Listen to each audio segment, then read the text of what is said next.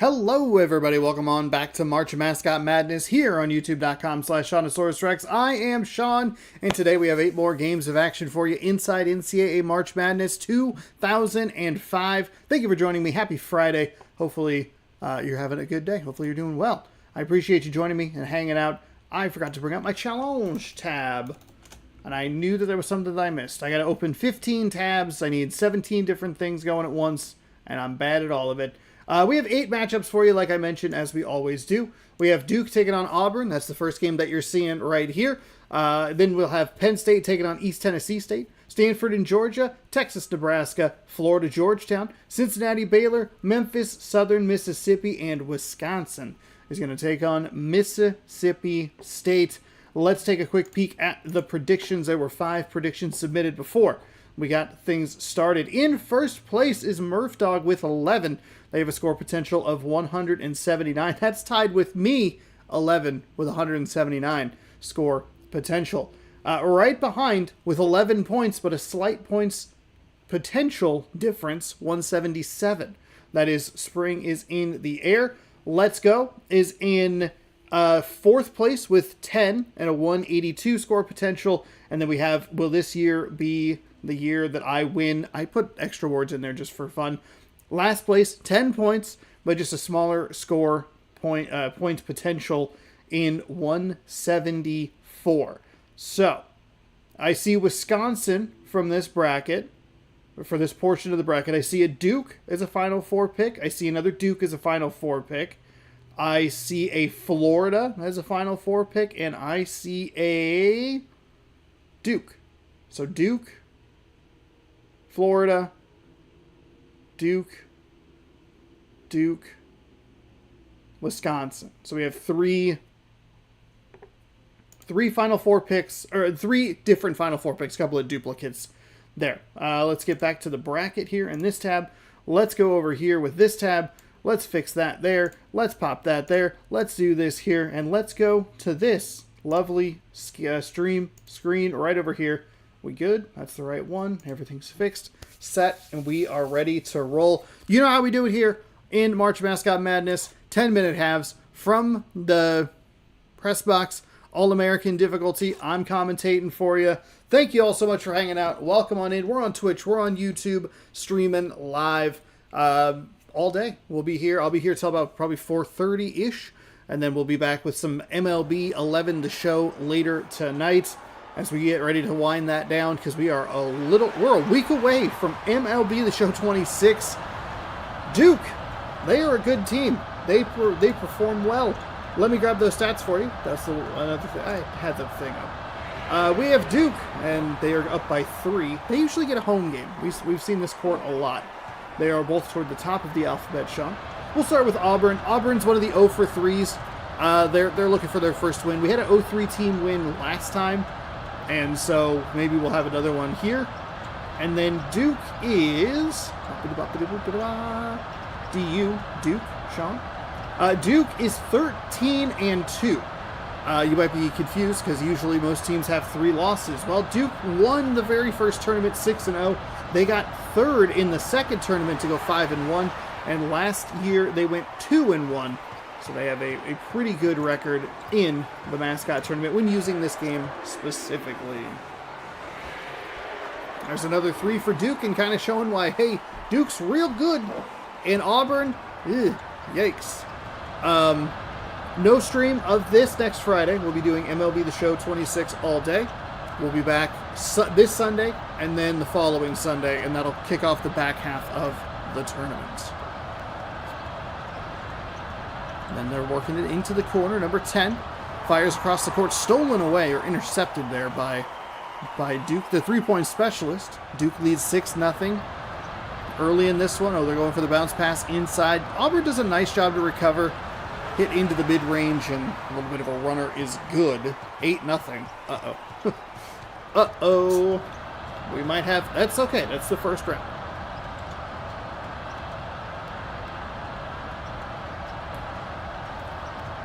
Auburn's running that 3-point specialty play. Kick to number 3. He'll get them on the board. Auburn, give us a little bit of a show, please. We've seen some 0-3 teams be competitive.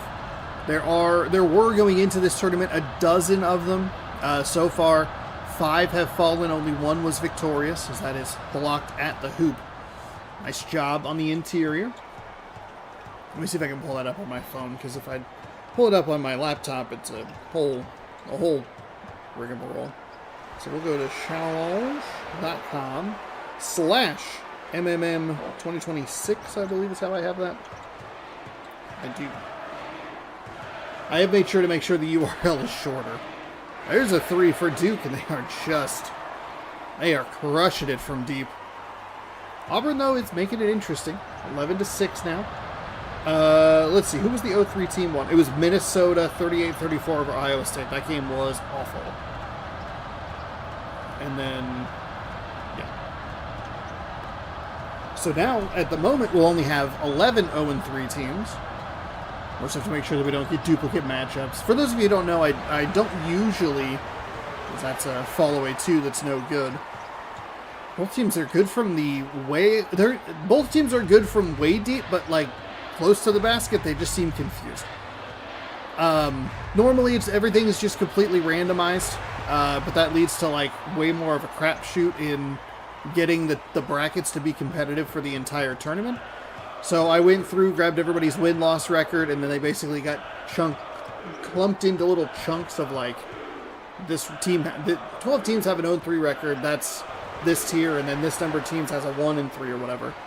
And then those are randomized. So there is an element of randomization, but teams from specific chunks are playing against teams that are from weaker chunks. So a team like Duke should theoretically have the advantage in a matchup like this, and they are showing it with a 13-8 lead. They're going to kick for the 3 again. It's up, and it is a little long, but the tip-in's a little bit short. Auburn comes away with a rebound. Duke losing would be a big bracket buster. What console is that game on? This is the Xbox version running on an Xbox 360. It is a backwards compatible game. 13-10. I got so excited when I saw that. The 2, no good. Duke getting cold from the field. Auburn's done a nice job taking advantage of it. Duke went out to an 8-0 lead. If you take that away, it's a 10-5 Auburn run. There's a fadeaway 2. Their tip-in is good. And the lead is down to 1 with 5:36 to go in the first.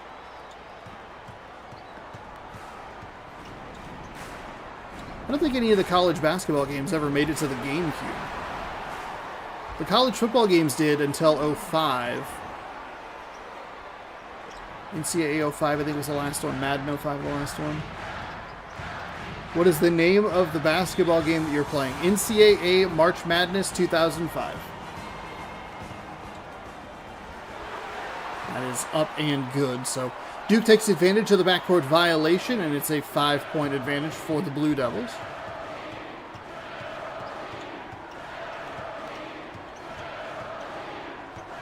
We are halfway through half number 1 of game 1 of 8. That was left a little bit short. A lot of numbers there for you. If you wanted them or needed them. That's tipped away. Oh, Auburn, you have such a good chance. It's an easy 2. It got blocked. Oh, my goodness. I don't know why they kick into that little crab walk animation. It's like, it's so slow. Auburn mercifully comes away with points. That would have been a brutal swing for the Auburn Tigers if they couldn't come up with that loose ball. There we go with a screen there. Fade away from the free throw line is no good. Auburn, opportunity to tie on this possession.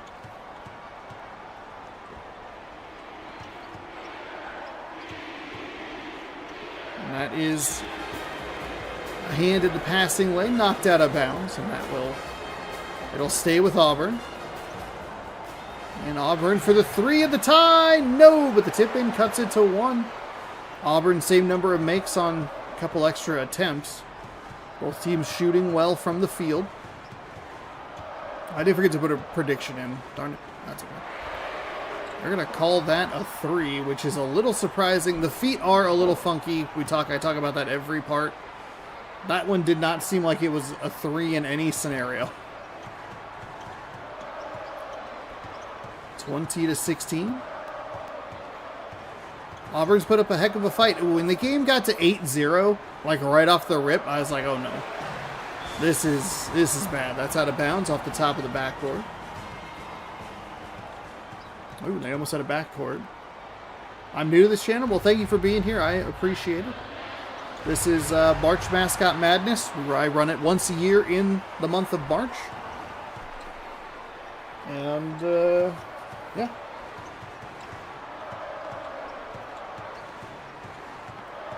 We're running it Sundays and Fridays throughout the month of March, with the exception of next Friday, because MLB The Show 26 is out.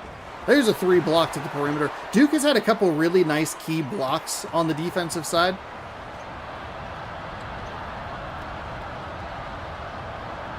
There is, well, even if short on the front end. So Auburn again.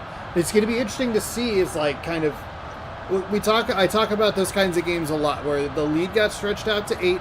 Auburn was able to claw back to 1, and now it's starting to stretch back out. We see teams fall behind big early and just not able to get over that hump, take the lead, tie the game. It's just they come up a little bit short, but they do at least try to make it interesting. And Auburn's done a nice job of that here in the first half.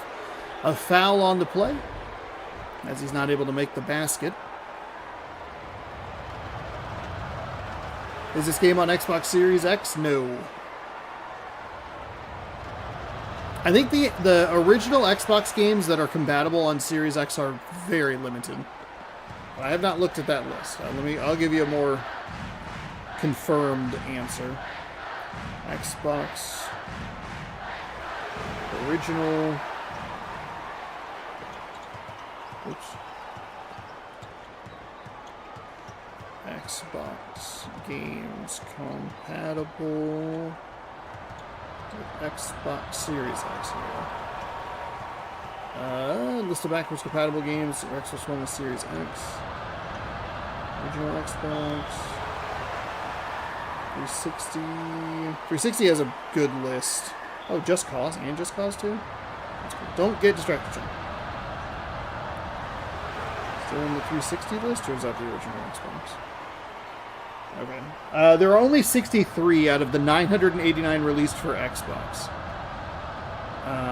And the list is very, very limited. For some reason, Blink's the time or the time sweeper is. To the right. I think the issue you're going to run into is that it's a copyright nightmare for all of this. Getting the rights for anything in these games is very difficult. Yeah, no NCAA, no NFL, no nothing.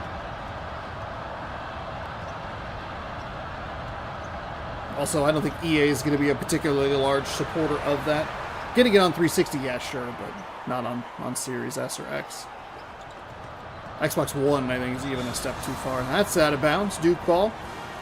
And so you see this lead stretched back out to 9. I believe it's the largest lead of the day for Duke, 29-20. Duke having one of the better halves that we've seen. 2 quick passes inside, and that'll be jammed home.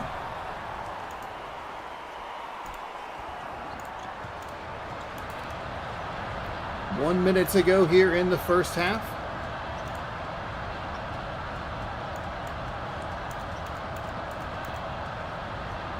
(31-20). Auburn's got to get something going here. They will now. Auburn will get the first possession of the second. Oh, you don't want the center shooting a 3. Auburn will get the first possession of the second half. That's important because they can double dip here if they go quickly. There's a kick to the corner for 3. Leaves it a little bit short. Duke will bring it up the floor. Shot clock is off.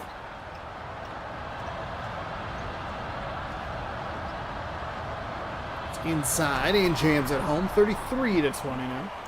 Well, I might have gotten a little too excited there. I was happy because the game got close, but it was 17. Since it's been 17-16, it's a 16-4 run for the Duke Blue Devils.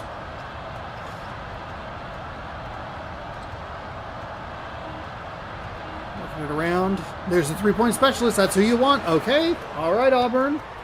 There you go. Knock down the long ball. 3 for 6 on the three-pointers for Auburn. 4 for 5 for Duke, I believe was that number. See if I can catch it here on the back.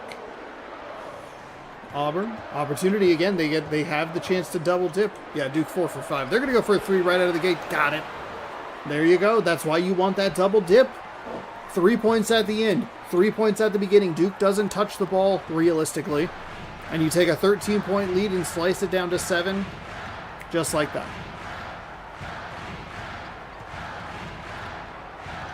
See if this Auburn defense can stand tough. Duke, what you're looking for on that flip side is you're going to look to the fact that Duke is going to need to withstand Auburn's best push here in the opening minutes of the second half. They also can't have the silly turnovers. We saw too many of the backcourt violations, out of bounds plays for Auburn, just giving Duke free possessions. Another 3 back-to-back-to-back triples on the Auburn offensive end, and it's 35-29. Okay. This is not a recipe for success because you're going to go cold from 3 eventually. But a block inside will help. See how aggressive Auburn wants to be. They're going to head to the hoop. And goes off the glass and in. 35-31. Auburn now twice has made a nice run into this lead.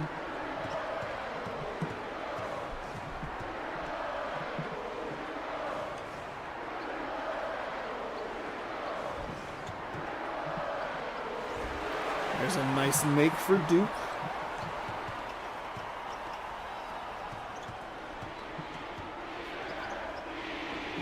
Two quick passes inside. Tries to get to the basket, but can't get there.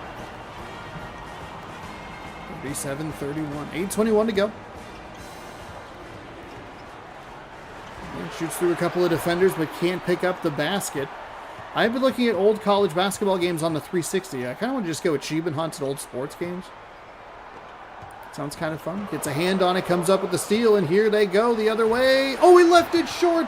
The defender did a nice job to provide an irritating presence behind him. Working it around. Oh my goodness, he slalomed his way to the basket. Nice. That was a really nice play. 2K, college hoops 2K games, surprisingly expensive. There's a chance that I own them already. I don't know that I own them in this apartment. That's blocked. Long 2 is up, rattles around and drops. Actually, for a long time, I've been thinking about going and getting the all the 2K6 games. NHL, NBA, and college hoops. Because those are all very easy gamer score games. Could be a little stream to try and get those.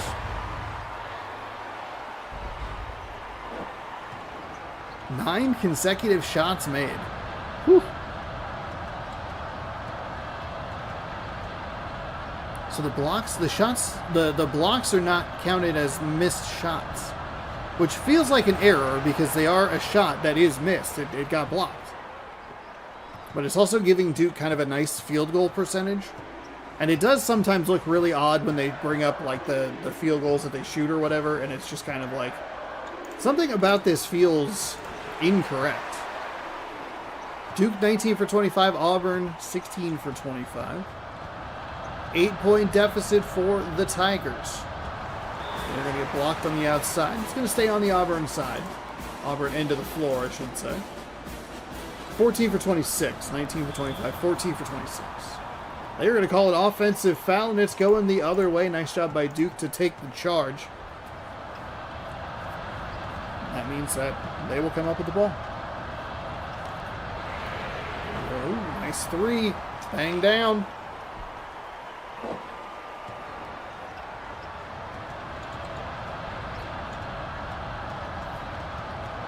.6:18 to go here in the second. The free throw, or the foul beyond the arc. It's going to give him an opportunity to shoot 3. Oh, and he left it off the left side. No, you can't be doing that. Dribbles, leaves it short. They go 1 for 3 from the line. Auburn. That's the best foul beyond the arc we've ever seen.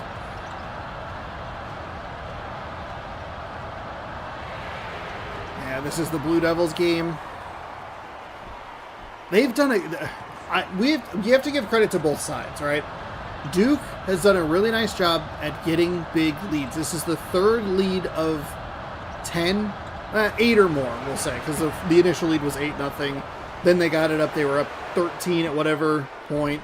Or, no, they were up 10 on a plus 13 run, whatever it was. Now they're up 11.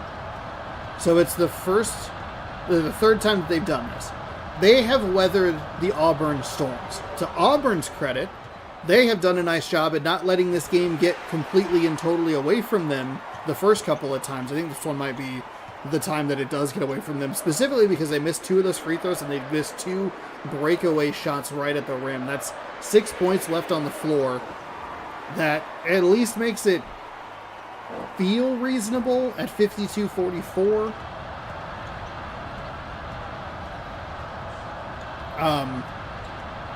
So both teams get credit. Auburn gets credit for trying to stage comebacks. Duke gets credit for weathering storms. But they have firmly taken over, and they will move on to the round of 32, which keeps a lot of brackets afloat. I'd be shocked if anybody picked Auburn, and if they picked Auburn, I would wager a guess that it would have been just one of those, like, well, I think they'd be out the next round sort of thing, but this would be quite the upset if you were to pick it. Backs them down, working it around. They're going to go a foul call. It looked like he was winding up to take a shot or a swat at that. That's rattled home and dropped. 54-39, and they'll leave that one on the floor as well. The putback, no good. That's been a weird difference in this game. I don't know if it's just the Xbox version or what, but they're going to get a foul from beyond the arc as well. But we've seen a lot of missed free throws, and the putbacks haven't been particularly effective. In fact, there's been a lot of foul calls on those putback attempts, which makes things weird.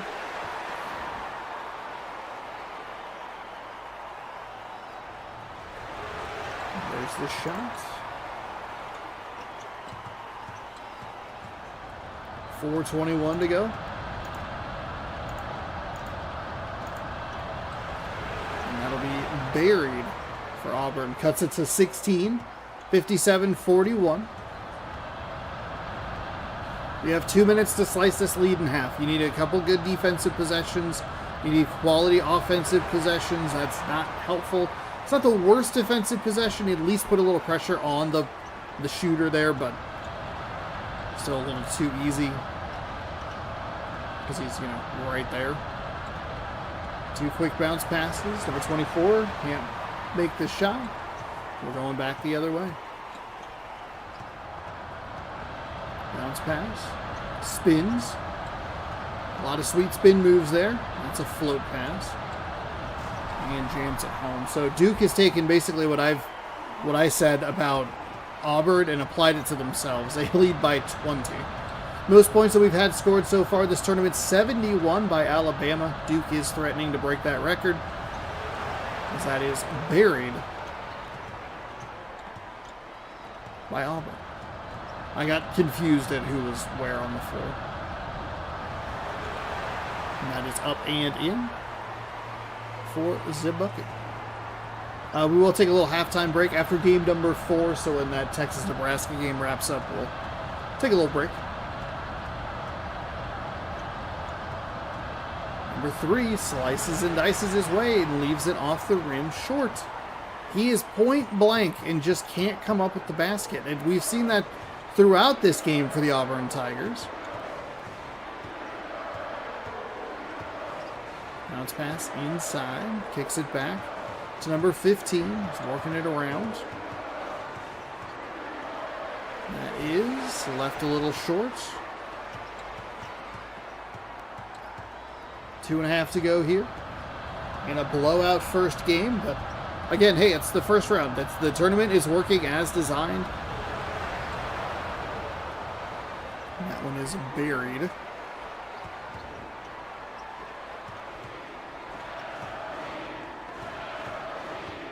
$63-46.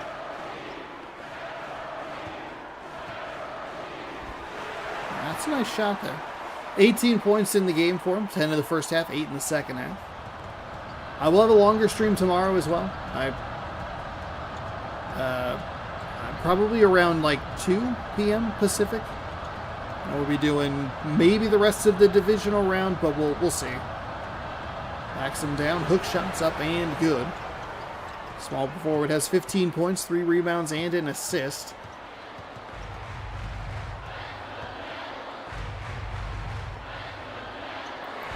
There's a 3 from Duke, no good.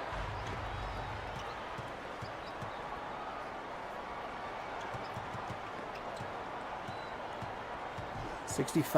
Oh my God, how do you get that over 3 defenders? Usually what happens in that scenario is that ball gets rejected right back into his big doofy face. But not that time down the floor.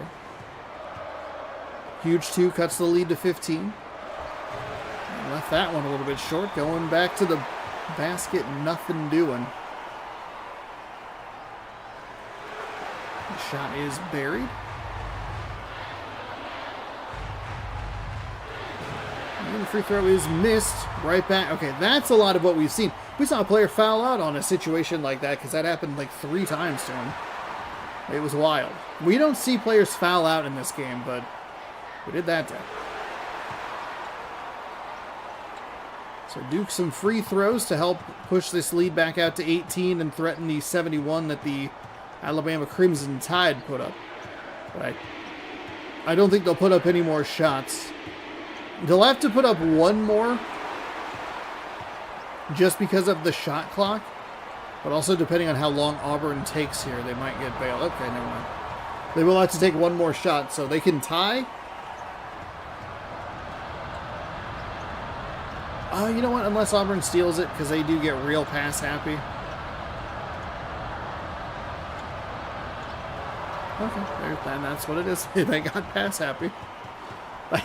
It's just someone just mashing the A button in the game. That one's stolen away. All right, so we will need to get over to. We'll pull this. Oh, there's a foul. Am I ruining everything here on the back end? Not really. We're getting close, but.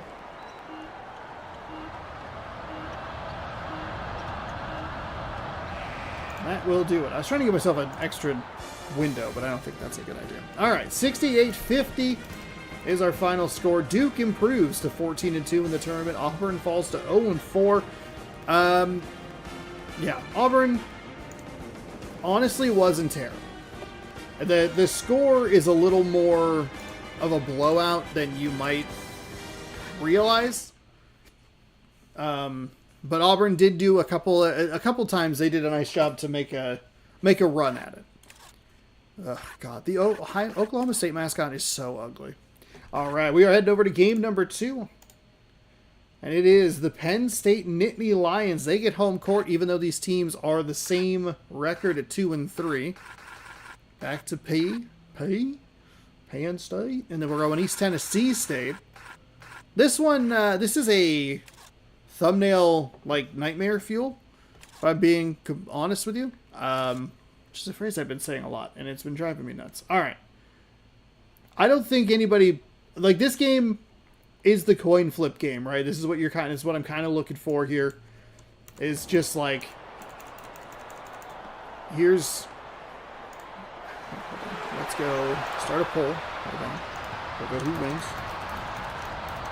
And then we'll go PSU versus ETU. No, ETS. ETS. Okay. You can pick a winner in the chat once it loads. As I flip the thumbnail. These are the kind of games that we want, though. It's, a couple of teams who are 2-3. It really is a coin flip on who you think is going to win, and then do you think that they're just going to get clobbered in the next round versus a team that blew out an 0-3, in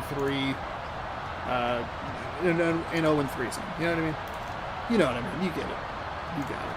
You're good. Thanks again, everybody, for being here. Appreciate it. No score here. Nearly a minute gone. And there's... Okay. All right, Sean. On the breakaway, they're able to get the points. Split the defenders there. Oh, it got locked. Oh, and then he stole it. That's an unusual result on that play. There's a 2 for East Tennessee State. ETSU, and then Penn State, which is weird because normally Penn State's just PSU, Penn State University, or Penn, Penn. Maybe Penn State, like Penn ST, whatever. Who cares? Pest is a weird one. That's the whole point of that sentence. What are they doing? East Tennessee State working and firing for 3. 5-2 now the score. East Tennessee State leads. Mark it down. This is where people would like take pictures. They're like, wow, we were leading the #1 team in the country. I'm like, you weren't, but there's a nice find inside for an easy bucket at the rim. 5-4. 8:09 to go here in the first. Game number 2 of 8. Thanks everybody for being here, hanging out. Watch it on Twitch, watch it on YouTube, however you're watching. Thank you for watching. I meant to pull up that time. The bounce pass. Working it around the outside. Okay. Penn State's not really doing a whole lot. They finally come up with a pass to the person beyond the three-point line. That's blocked. That's blocked again. And out of bounds. Penn State ball, under 10 seconds on the shot clock.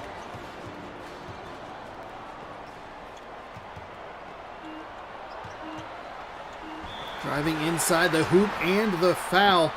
Nice job. I mean, that was with the shot clock winding down. You could hear the beeps in the headphones where it's going boop, boop. I'm like, uh-oh. Running out of time. Makes it for the three-point play. Oh, and a nice steal there on the pass inside.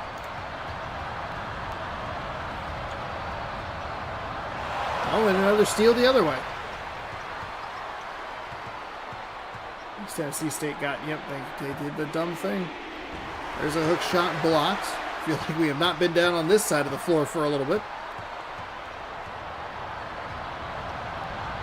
7-5 Penn State. That's a disaster into the middle. I took my eyes off the screen for 2 seconds, and that happened, so that's fun. Working, flipped it, no good. It's a bit of a funky shot for Penn State. Just feels like a low percentage chance of success, and that's what they're going for. There's the bounce pass to the inside. Kicks it out just a little bit to try and give up some room, and then flipped up and in. That's a short king Buccaneer if I've ever seen one.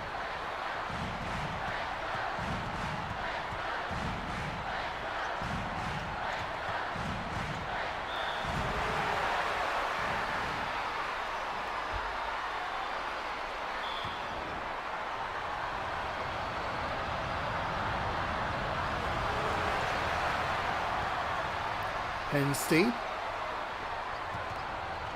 now leads 10-7. Just a one bucket and a foul.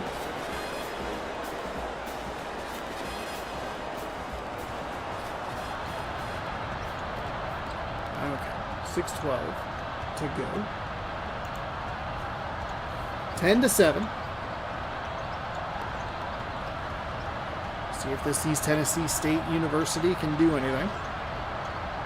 I mean, they've done a bit. Both teams off to very slow starts. And gets it over what I thought was going to be a block animation, but instead it's 2 points for the Buccaneers. Penn State's working it around. There's the kick to the outside for 3. It is a little short. And it's an opportunity for East Tennessee State to get the lead here. Playing in a Big Ten Conference's home gym. Works it around. That's blocked at the three-point line. They're going the other way. East Tennessee State had defenders or players in the lanes. Nicely blocked. They ran it out of bounds. You can see when as soon as they leave their feet, that animation does not love coming down inbounds. Like, they don't have any sort of, like, there's no like tiptoe, and there's no like catch and quick release realization around the on the sidelines. It's very weird. Feels like a late addition to a video game that maybe the PS2 just can't handle. Penn State almost gave it right back on a very similar play, throwing it towards a offensive player that's just running toward the boundary. Both these teams really showing why they're 2-3. You can kind of see glimpses of why they've won, but I feel like you're seeing more of why they are under 500 in tournament play. Just kind of like, oh, this is ugly sometimes.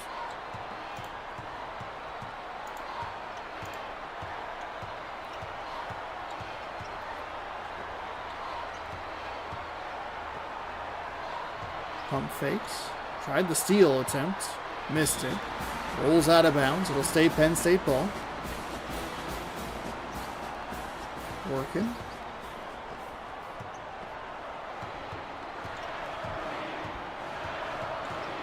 Looking. Where's it going? Where are we going? Who are we looking for? In the corner. A three is up. It's off. Oh. 4 consecutive missed shots. I never felt that. That was a mean graphic game. They're shooting 30% from the floor, not great. But they've only missed 4 shots in a row as East Tennessee State is the only team that even really tried to go for the loose ball. What? Oh, nice job slicing and dicing. Rewarded with the basket through a couple of defenders. And it's 15-10 East Tennessee State. 3:30 to go here in the first half.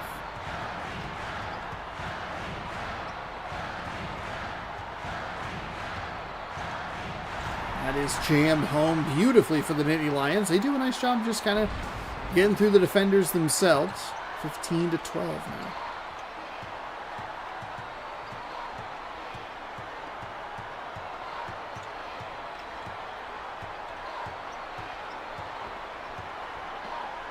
Spins. Oh, that was a nice kick into the corner. Couldn't get the make.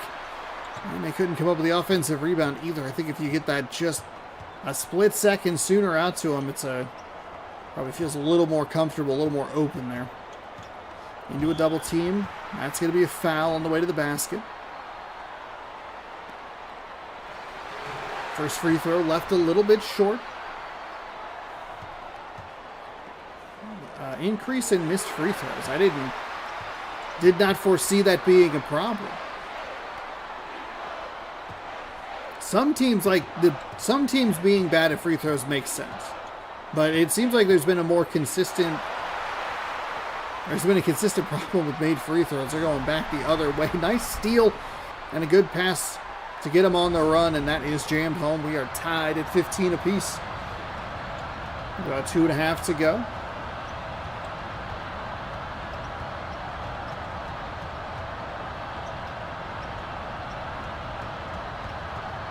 Trying to find some room. There's a long shot. Oh, gets the very friendly away team bounce. We don't see that a ton. Off that front iron and dropping in, usually it hits the front iron and doesn't make anything. There's a 3 for Penn State, and that'll knot things back up. Again, some glimpses of how these teams can win some games. They have a decent three-point attack. They're getting through some defenses every once in a while, but the problem is they turn the ball over too often, and they're not consistent in their free throws. Like, that's an issue. Kick it. There you go. Back to the corner. And everything feels like it's just a tick slow. This was a thing, I think, even with Alabama, where the kicks to the 3 just felt like they were a little off. And if a team could counter that and get blocks on the outside, you'd have a shot to win. Offensive rebound for Penn State and a defensive foul on East Tennessee State. 4th team foul. And he'll just step right out of bounds.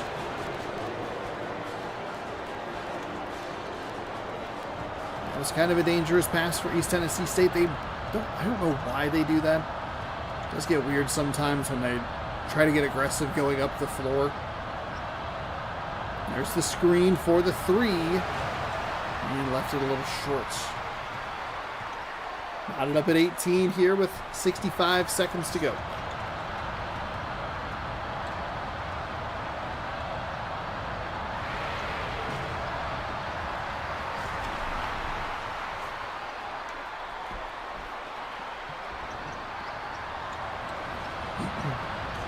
20-18.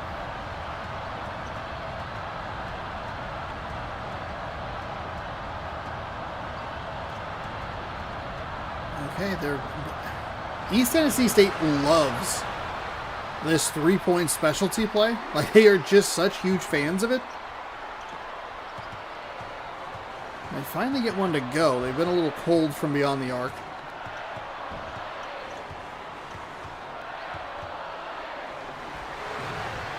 A little surprised that was not a block animation, but it's 21-20.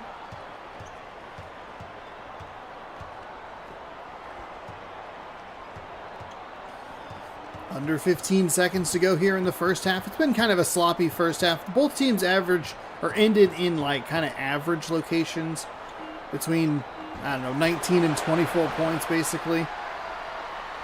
But I wouldn't feel wildly confident in either of these teams getting past the second round. That's an interception and a three that's not going to count even if it went, and it wasn't even close. The Nittany Lions will start the second half with the ball, 23-20. As we start your second half of action. Penn State working it inside. There's a lot of bodies in the area. Somebody's got to be open or a mismatch. Oh, nope. How about a turnover? How about an interception? Throw one of those.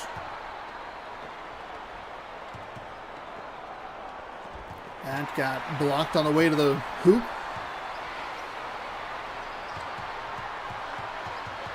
Good defensive possession for Penn State. I think with how inconsistent both teams have been, the defensive stops are going to become really important down the stretch. We have one vote for PSU, by the way. Or a vote for... 100% of the votes are for PSU is what I was trying to say. Nice. Right now they're down by 3. I didn't want to open that. Stop making it an option for me to open. No one wants this. I know. What would I like to do first? I'd like to close you, stupid window. Oh my goodness. East Tennessee State, you cannot be doing that. It's so weird. Louisville is the team that runs the full court pressure. That's what they do. They are ridiculously, incredibly good at it. Here's the problem. What? What was I saying? Oh, East, what? No. Sean, focus. Focus on what you were saying. When Louisville runs that full court pressure, it makes the teams throw the ball up the floor in a way that leads to turnovers. The lack of pressure, and there's not a lot of pressure in the backcourt for East Tennessee State, as we see an offensive foul, that should not lead to this kind of turnover. What are you doing? They do a good job to take the charge. They're down by 1. A little bit of a mismatch. And gets away from him. That one's missed, and it's 24-23, going back the other way. Are these mascot player models but with normal player ratings? I believe so, but I'm not 100% sure. It's weird because, like, you would think that a team like Kansas, who's number 1 overall in this game, would have a much better record than what they do have. But I believe that's what it is. Because in the football versions, I think they're all 99s overall. Why? East Tennessee State. There's not that much pressure in the backcourt. There's no reason you need to throw it that far down the floor. I mean, this is a Louisville game that's not including Louisville.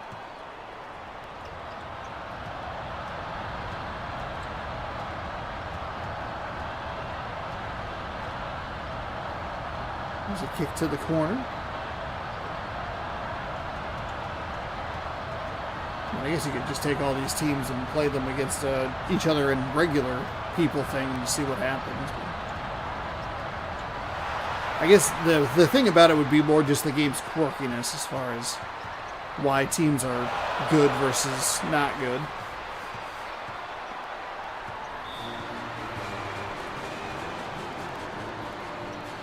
East Tennessee State is going to get banned from this tournament. That's infuriating. They're turning the ball over like such idiots so consistently. That's a nice shot there for Penn State. I think they're going to give us a graphic that they made a bunch of shots in a row. Nope, they're on a 9-0 scoring run. So it was 23-20, and it's now 29-23. Nice swing there for Penn State.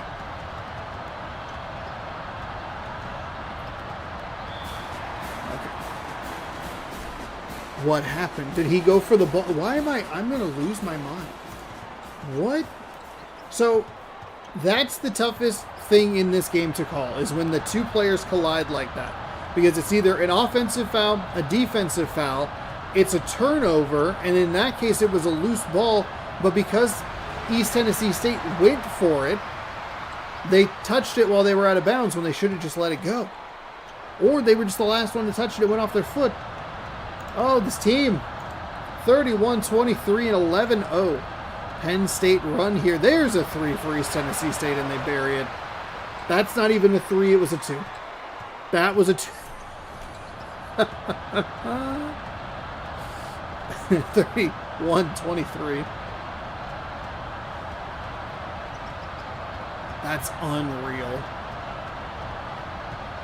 6:10 to go here in the second half. So it just feels like that Penn State player is pushing every button on the controller. Working it around. 8 on the shot clock. Lets it go. It's a little left. And that will be a rebound for East Tennessee State. Flipped it inside. Tried to drive through some defenders. Kicks it through a lot of traffic, but gets it to number 5. There's the shot. That's what you're looking for. Can't come up with the make, though. You beat the defense inside. You got it. Easy little layup, but too much mustard on the ball. There's a deep 2, left it short, and the center comes up with the rebound.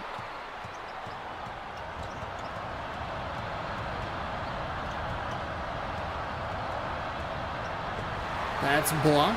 5 blocks for Penn State, 4 blocks for East Tennessee State. Nice job by East Tennessee State to get back. Oh, and they foul beyond the arc. Not what you want to see, but you love the rotation. Just got a little too much hand there. Penn State does reward them by missing a free throw.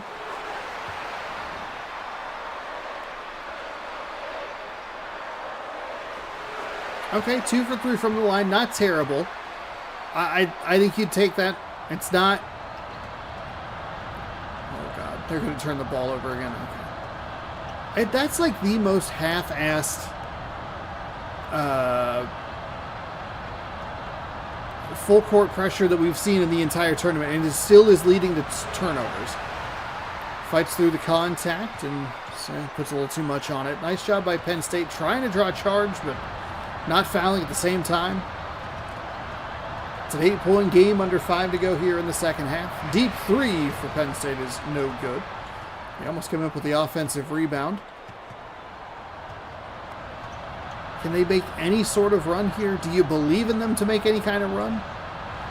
Kind of not really, because they've made nice moves to get to the basket and have not come up with the points. We saw the same thing in the last game with Auburn, where Auburn left easy points on the floor. And it's just not, you can't do that. That's a deep 2 left to, jeez Louise.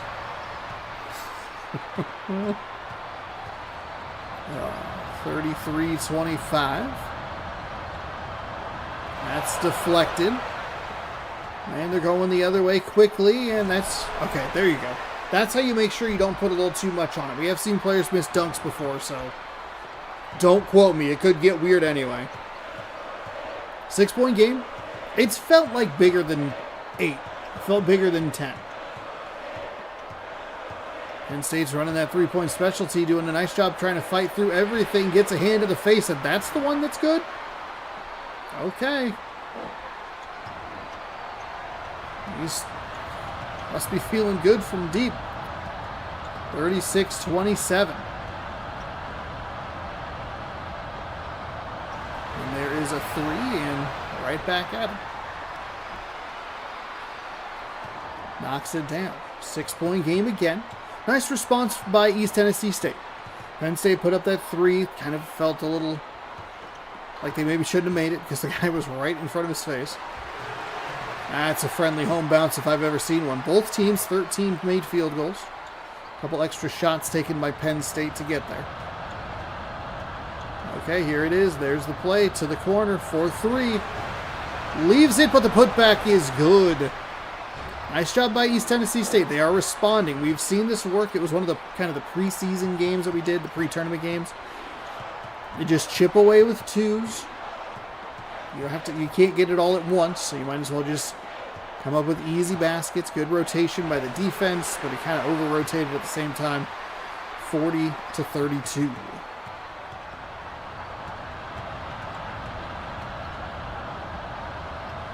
There it is. Easy bounce pass inside. Rattles around the rim and drops. Again, East Tennessee State is moving it between a 6-point deficit and an 8-point deficit. They're bouncing it back and forth. They're doing a nice job to stay alive in this game with 2:19 to go. I think they're right where you'd want to be at this stage of the game with how consistently they've been losing. There's a good defensive possession. That's what they've needed all game long. They just... Ooh, boy. They almost did not come up with that on the offensive end. There were 4 Penn State players in the vicinity. 4-point game, 40-36, under 2 to go. They have them bottled up right at the midcourt line, which is not a good spot because the game is can be really finicky about backcourt violations. Now we have the double team jam. Locks up the game. They'll shoot in 5.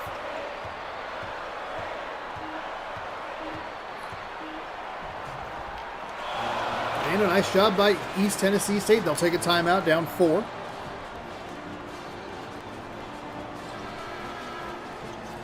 Usually when the shot clock hits that 3, it's a positive for the offense. What did I just say about the backcourt violation? And there it is for East Tennessee State. That is a brutal turn for them. The 3 is no good, but the offensive rebound is great. Timeout East Tennessee State. 2 great defensive possessions. They just have not been able to come up with the offensive possession to match the great defensive possession. And now Penn State will work with a little bit of that defensive pressure that's given East Tennessee State some trouble. He almost backcourted again. Oh my goodness. See if they call a play. There's the screen and the 3. It's blocked. That is brutal. It looked like they were trying to get that trap in the corner. Penn State has no reason to shoot it here. And I think, unfortunately... Oh, it's a steal. That is 3 great defensive possessions in a row for East Tennessee State, and they cannot come up with the points on the other side of the floor. That's infuriating. That's absolutely infuriating. There's a 3 for East Tennessee State. It's tipped. No good. Defensive rebound, Penn State. You got to go. You got to foul. You got to foul. Oh. That's one of the more difficult to watch ends of games that we've seen. They get almost exactly what they need. Multiple defensive possessions in a row where Penn State comes up empty. But a backcourt violation, some poor shot selections. And East Tennessee State got saved on a timeout because they came away with a loose ball right as the player was kind of like stumbling toward the baseline, which would have been out of bounds Penn State's ball, but because this game is so quick to call timeouts off of turnovers, they got saved a little bit there. 42-36, it was a valiant effort from the Buccaneers. But unfortunately, Penn State proved to be just a little too much. Also, this game has 0 pace down the stretch. Because they could have tried to at least get some possessions, but then it becomes a whole rigmarole. I'm going to go ahead and punch in the score real quick. It is Penn State 42-36. Verify the winner is indeed Penn State. Submit the score, and we are off and running. let's bot back over here real quick. And while this loads, we will end the poll. Congratulations, if you picked Penn State, you win. Now we can add a new poll. The game loads real fast on not a PlayStation 2, huh? We will go start a poll. We'll ask the question, who wins? And we will go to Stanford or Georgia. Stanford is 5-3. They're right next to, or Georgia. Stanford, the Cardinal, 5-3. Georgia, 1-3. And we are All-American, 10 minutes, press box.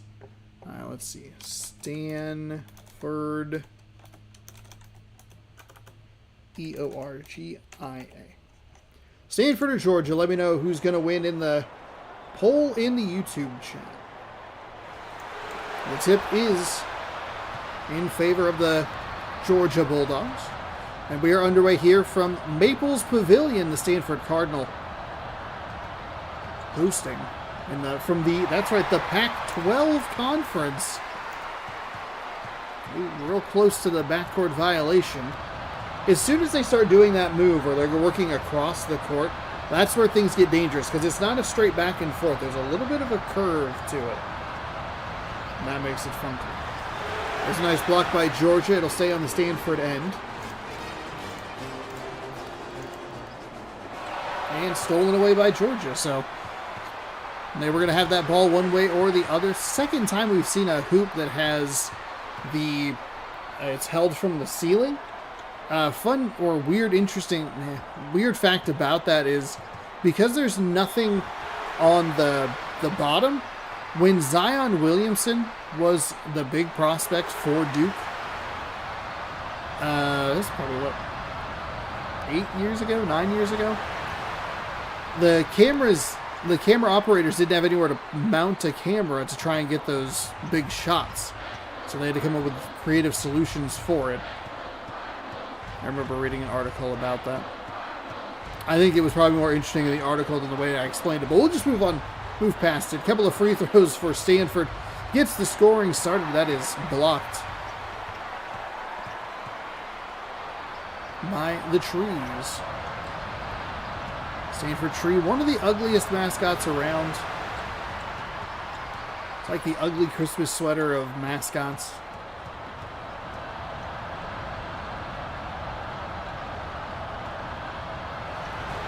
Georgia can't come up with a basket there.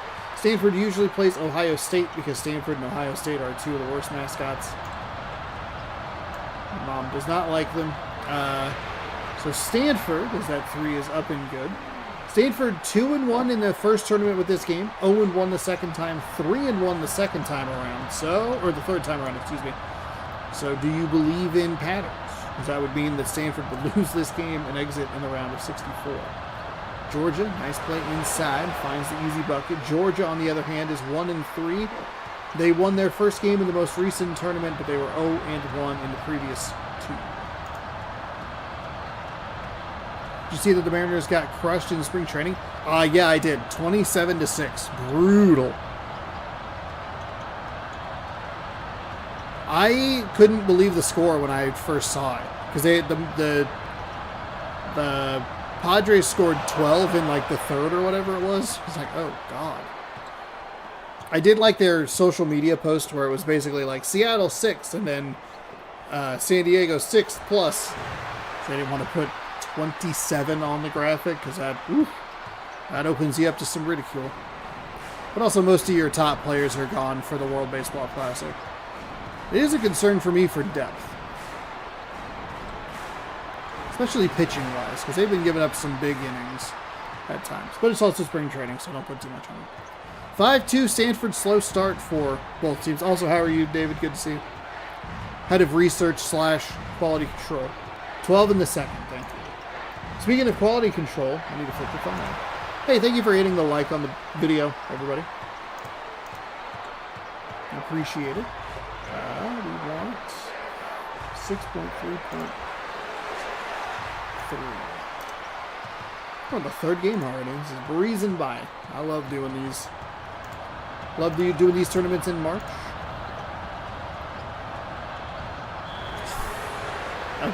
That was just a beautiful spin to double spin. I didn't even think about the fact that it's like dogs versus trees. Dogs pee on trees all the time, you know? That's what I'm thinking about.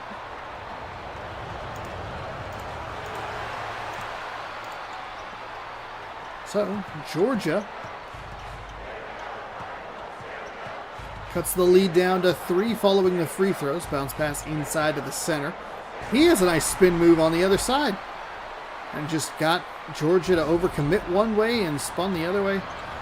Slammed home for an easy 2. 9-4, 6:13 to go.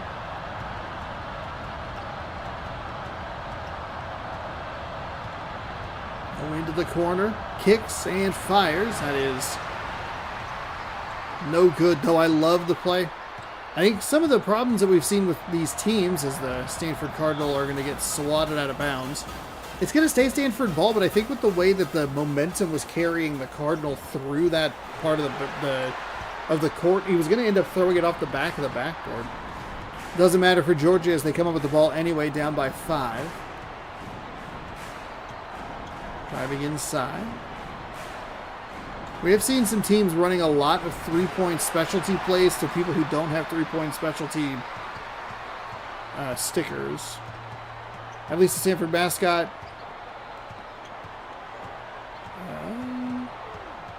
Kind of weird watching Stanford playing football with no arms. That's true. That is fine. That does make sense. It just gulps the ball into its big stupid mouth. I didn't even think about the arms fact. 12-4.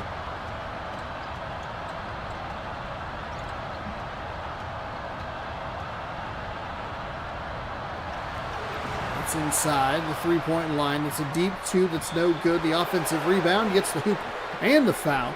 Second personal for that Stanford Cardinal power forward. So we'll likely see them on the bench for the rest of the half. As it is 12-7. So here's what's going to get interesting is, does that affect Stanford? They've been in control of this game for 5+ minutes now. The lead was before that whole thing. It was an 8-point lead. Okay, never mind. They're fine. Everything's fine. Didn't even get to finish the sentence. It's cool. Don't worry about it, Stanford. Didn't want to talk. I feel like it is hard to track and see how effective the offense continues to be when a substitution is made in this game. Just because they're all the same model.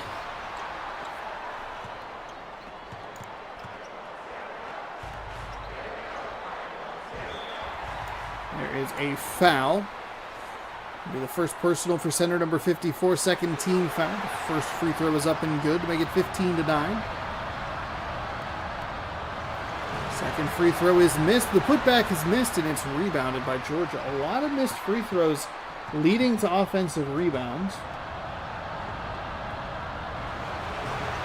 Georgia takes another jump shot, but misses. They have not even broken 10 points yet. The thing is that Stanford doesn't look that much better at just 15. There's a slam home to make it 17 in my face. 4 minutes to go.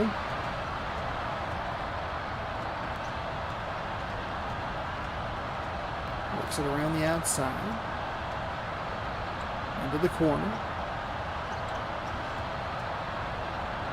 That's tipped and intercepted. Stanford's going the other way. Georgia does a nice job to get into some lanes. Stanford tried to make some moves there to get past the defense, but unsuccessful. 2 quick passes inside. The flip shot is up and good. 19-9. 3:26 to go here in the first half. 10-point lead for the Cardinal. Let's pass inside. Number 15 spins, fires, and hey, there we go. Gets him into double digits, 19-11.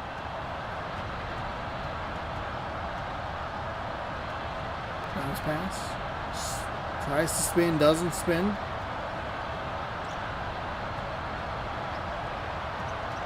Stanford getting a little pass happy. The hook shot is blocked. They're going to try and run it out on the other side, but Stanford does a good job to get in the way. Hook shot, no good.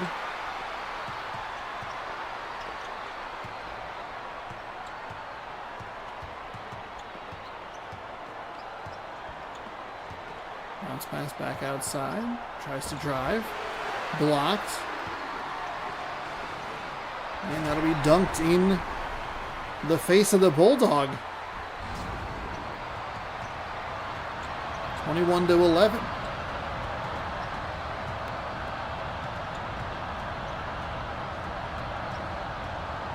.2:15 to go here in the first. Georgia's never really made much of a real, what feels like a realistic threat.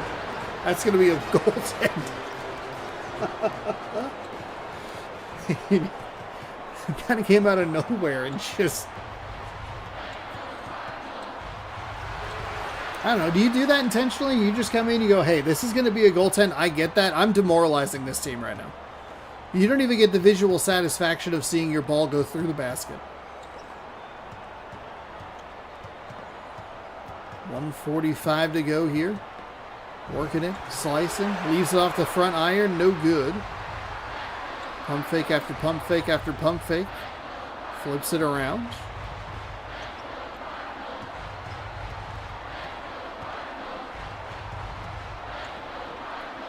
Working it. Kicks it to the wing, that's blocked. Oh, wow. Caught that ball and stayed in bounds, which is wild. He's going back the other way, and it's left a little short off that far iron. And he'll go to the line to shoot two.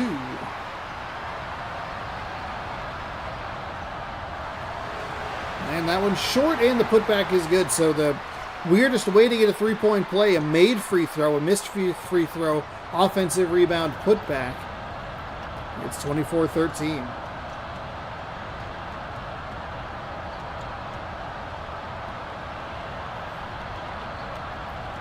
Man, hey, Georgia's 0-3, huh? Or 1-3, huh? How'd they get that win? What was my statistic on them? Georgia, give me the news. They won their first game in the last tournament. Who did Georgia beat in the last tournament?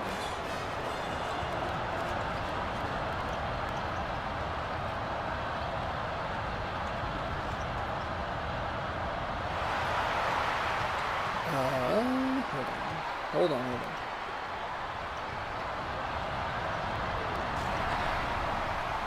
Going back the other way. Nice jam home. Got it behind that defender. If I order with 18 minutes, I can get a computer in the mail.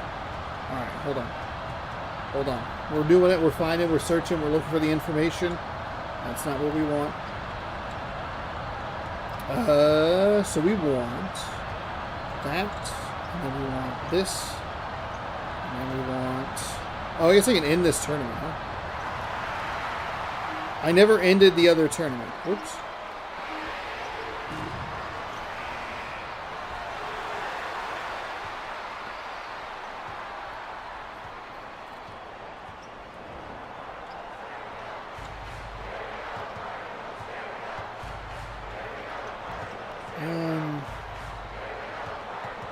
Oh, they won in the last. That's what I was doing. I had Georgia. Georgia was the team I was looking for.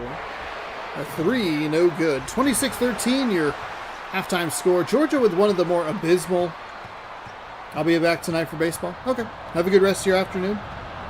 Thanks for stopping by for a little bit. I'm trying to find the Georgia result. I apologize. Where did they play? Who did they beat? Georgia. Where are the... Georgia beat Penn State. Oh. 43-34. Okay, so not an impressive victory. Then they immediately lost to Iowa State by 10. So... there you go, I guess.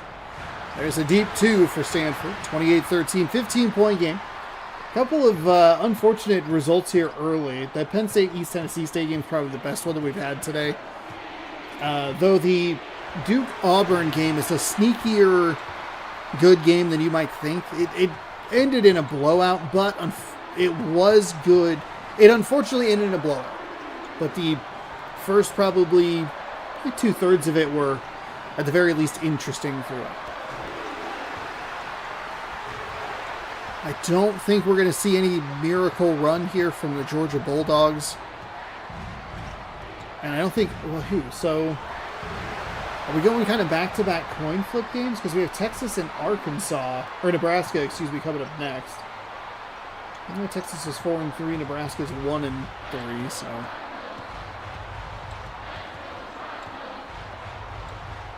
One of the weird things about Stanford in particular is the fact that they are just the Stanford Cardinal. That's left off the front iron, no good. So Georgia just needs to put some things together here. I know that's pretty easy to say and go like, hey, no duh, Mr. Commentator. Defensive foul. Georgia maintains or retains possession. That stole it away, though. I didn't even get that sentence out of my mouth.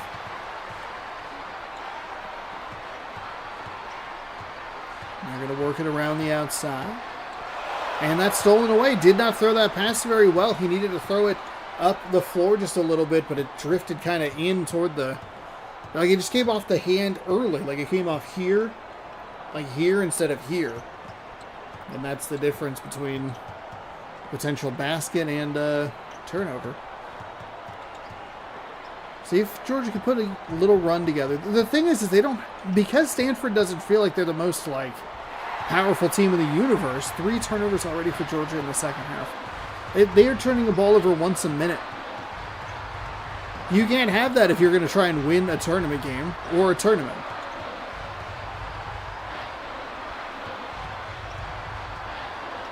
There's a kick to the corner for 3. It's up and good, 31-16. Pushes that lead back out to 15. 6:59 to go here in the second.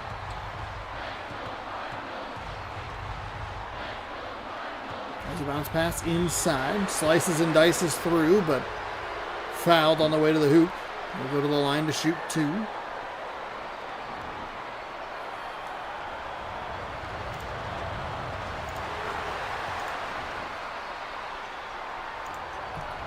First free throw is good. The second free throw is good as well. And it's a 13-point game.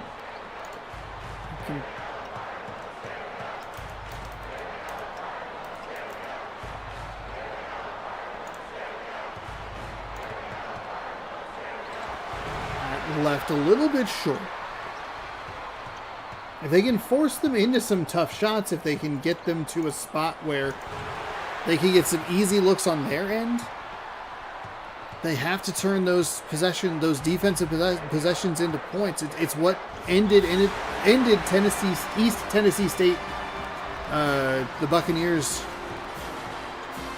game in the last one, was they had those magnificent defensive possessions back to back to back, but they scored 0-0-0 in a row. It's like, you can't have it.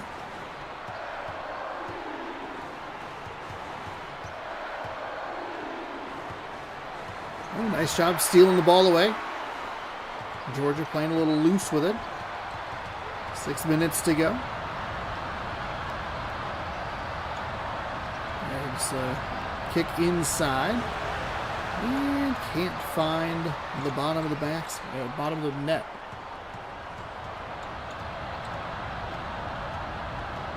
Ooh, they have him. They had him. I think he wanted to go to the high side that time, the far side of the floor that time. He was definitely more uncovered. He was even uncovered in the corner and then moved up the floor, and there was no defender trailing him. Nice job by Georgia to get inside the paint there and come away with a couple of points. Got the lead down to 13. Stanford setting up. There it is. Kick and shot. No. Okay. Those are the weird ones where we saw it in the last game with Penn State, where it's so weird when they miss those wide open shots. I thought that was going to be an easy, just buried 3-point shot, but no, that missed. And then we saw the one with Penn State, a hand in the face, and that was no problem. Georgia's going to the line to shoot a couple of free throws. They're 1 for 2, and they do not come up with the offensive rebound. No putback.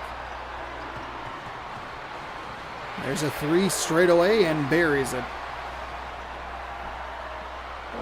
It's not like the dagger 3, but it feels like a dagger 3.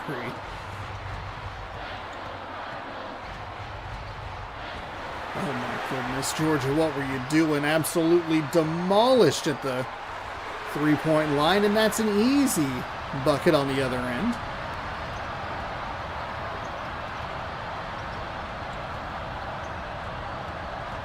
(38-21).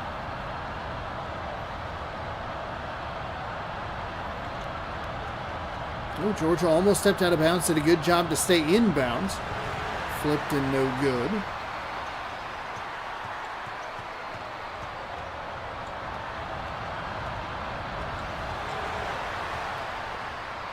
Ooh, they had the chance, but they just, instead of throwing it to where he could run to get it, it was like, stop, catch, okay, now move. And there's a nice find. Though it is a deep 2, you probably like to see him take a step back and try to bury the 3. You're at least coming away with some points, so I shouldn't complain too much. There are 3 minutes and 35 seconds or so left. It is a 17-point game. Georgia feels out of it. They have probably 2 minutes to cut this to 7 maybe. But I don't think that they're proficient enough from 3. Georgia has like kind of everything wrong with it. They're not proficient enough from 3 to feel like they can just start making them from deep. They are not consistent enough on the defensive side to provide multiple stops in a row. And because they're not proficient enough on the offensive side to get buckets in a row, feels like this game is kind of just over.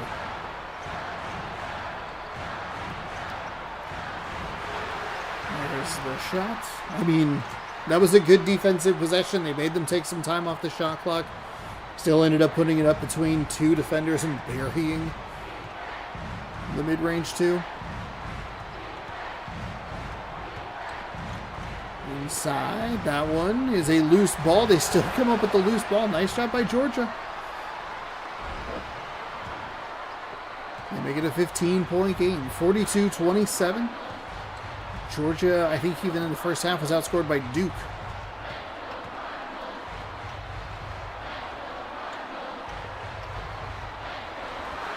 That is up and in for the basket.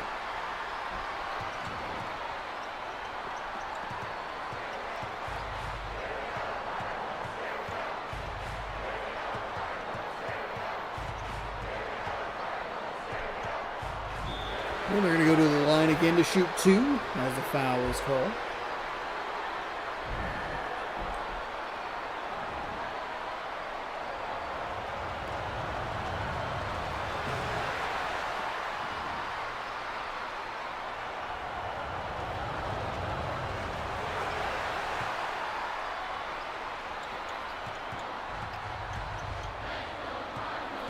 (44-29), under 2. And he stepped out of bounds. Not what you're looking for there. Stanford should have this game well in hand, though, up by 15. Which has been kind of the range that they've been working with.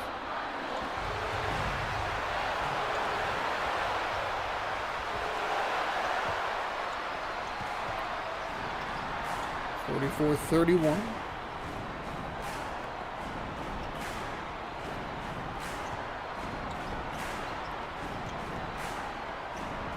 Is inside. Center jams it home. That is a beautiful one-handed slam. Georgia will take a timeout. Probably could use some of this. I wonder if that's an element of the game that is missing as well. Timeouts to stop momentum. If that could be a thing that is missing. Like, hey, they've scored 6 points in a row. Take a timeout to slow them down offensively. I did look up a list of the top college basketball games, and unfortunately, the number one was College Basketball 10, which is very expensive.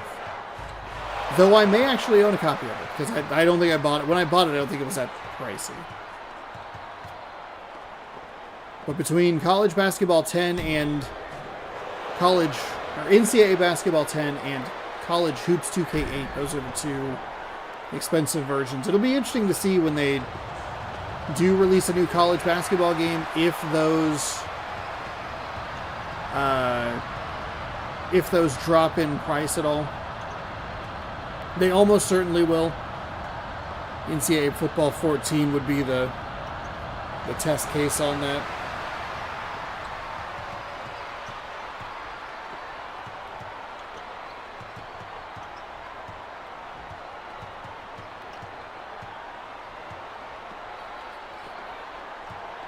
Price charting. Let's look up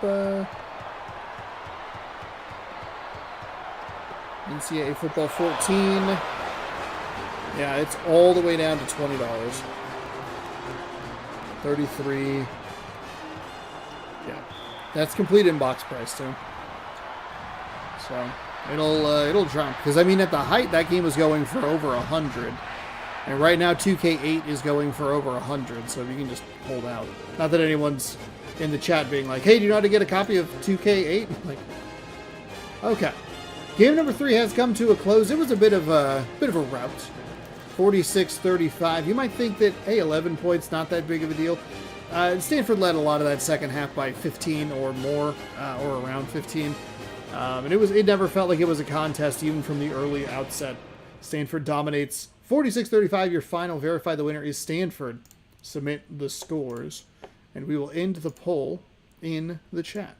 Hey, 2 people were right. We will quit the game, and let's get set for our next matchup, which is Texas and Nebraska. Texas gets home court because they are the higher-ranked team at 4-3. Nebraska is 1-3, and their mascot is awful.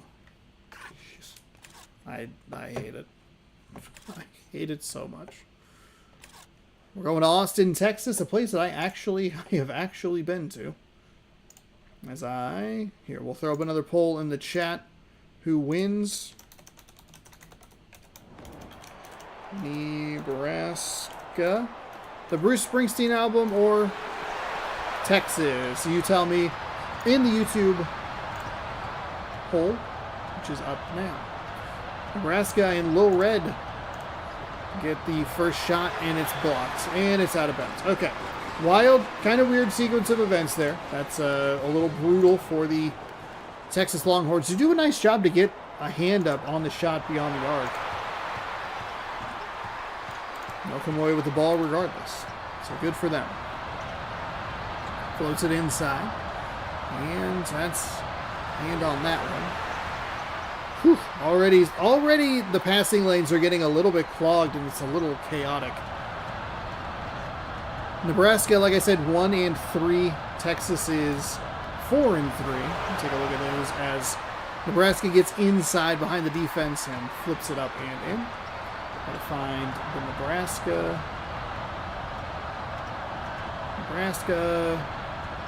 They are 0-1, 1-1, 0-1. So maybe this is the year, if we keep that pattern going, this is the year where they win one. I hope not, because I don't want to look at it. I hate it. But it's good for the thumbnail. Texas, on the other hand, they are 4-3. They went 2-1 in the first 2 tournaments, and then they did lose in the round of 64 last year. They lead Nebraska here 4-2. And they kick for the 3. It's a little long. Offensive rebound, and that should be an easy bucket. And it indeed is. 6-2, early lead for Texas.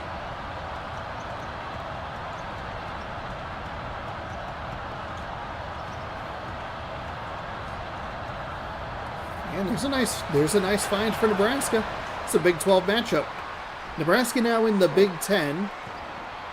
Texas now in the SEC, so this matchup doesn't exist anymore.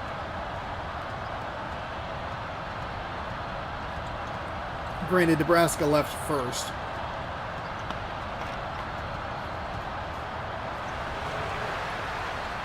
They they have not been relevant since. Of course, it doesn't feel like there are a lot of college teams that have been relevant in football, at least. That aren't the SEC. Anyway, my complaints notwithstanding. Uh-oh. You good? We live? Analytics? You okay?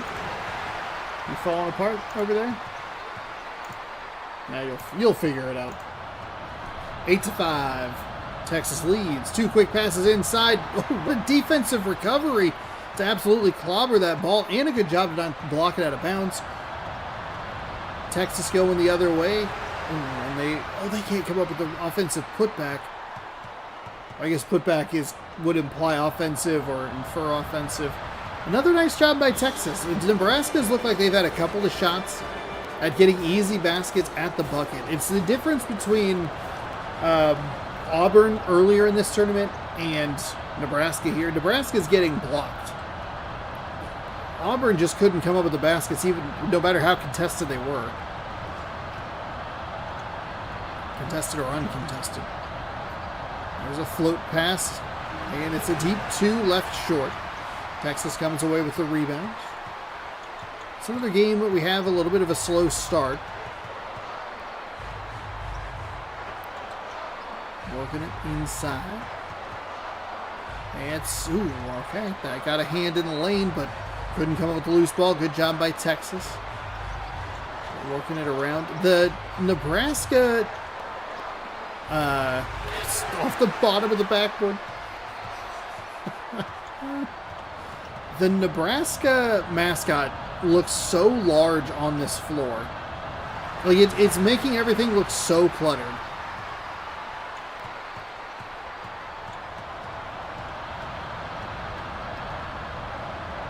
It's a really long offensive possession for Texas for them to not come away with points. They do at least come away with something on that one, and then Nebraska absolutely gifts them an extra possession. Gets a hand on the ball again. Texas comes up with it in the backcourt. 5-on-4 for the moment. Oh, number 1 kind of lurked behind like a safety there and then just read where the ball was going to go. Did that little jump step into the defender. This time it's a turnover. Sometimes it's a foul. I don't even know. Going to go for that bounce pass inside, looking for a little room. And it's the second time we've seen Texas get what feels like an advantageous animation on the offensive side and then just throw it into the bottom of something. That was off the bottom of the rim. The other one was off the bottom of the backboard.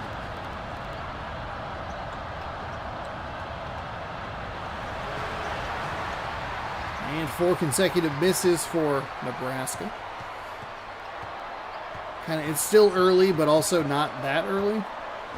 There's a deep 3, couple of blocks for Nebraska. That one's going to lead to 2 on the other end. I spoke too soon for a moment, as that hit a couple of times and then dropped. 10-7.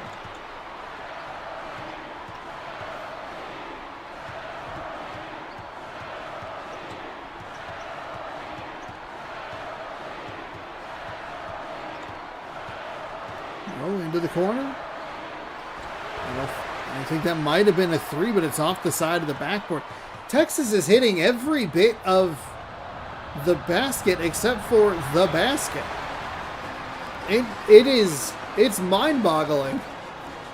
We're staying on this end of the floor, and it's stolen away, so Texas comes away with the possession that's rightfully theirs. Nice little right-handed finish, and that is a 12-7 game.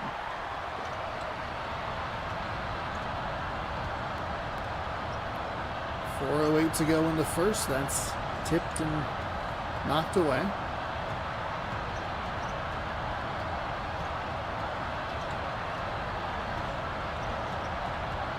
Trying to find anything going offensively. It's a little mid-range 2 or deep 2, and that one's no good.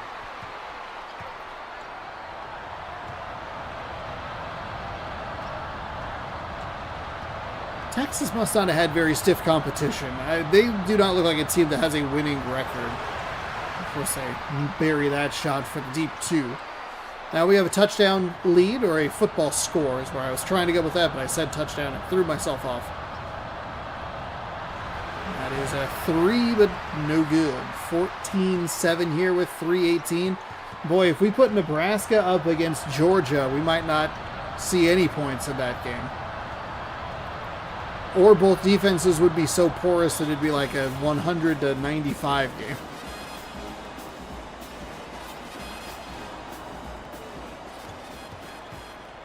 Center trying to back him down. Not that center for Texas. It'd be Kevin Durant, NCAA March Madness 08, or NCAA Basketball 08. I forget exactly what it was in that year. The cover athlete. I always forget that he went to Texas. 10-2 scoring run here for the Longhorns. It's 16-7. God, that means it was 6-3. My height? Wow. Was it 16-2? 10-2? 10-2. So, yeah, it'd be 6-5. Okay. There we go. I knew that numbers were wrong somewhere in there, but I just took me a second to figure it out, okay? Let me be dumb, all right? Does Texas have anybody? No. They'll let them come away with the easy 2. That helps the scoring run a little bit.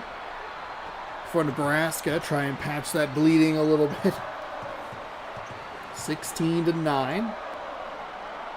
Bounce pass inside, looking for a nice little hoop and the harm. He'll go to the line to complete the 3-point play.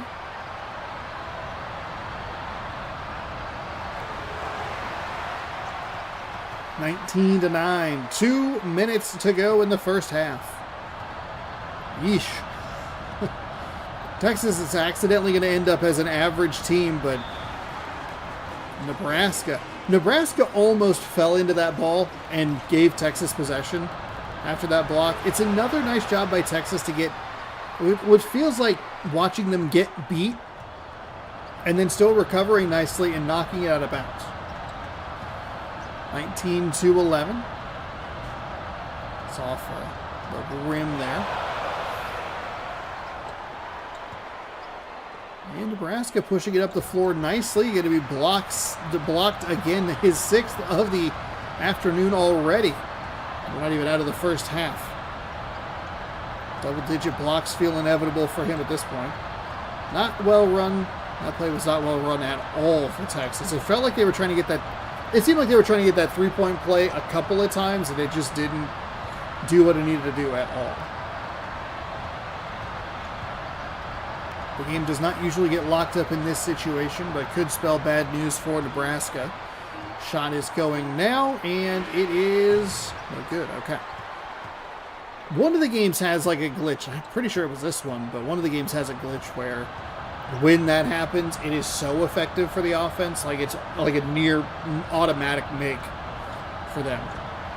Again, a good job by Texas.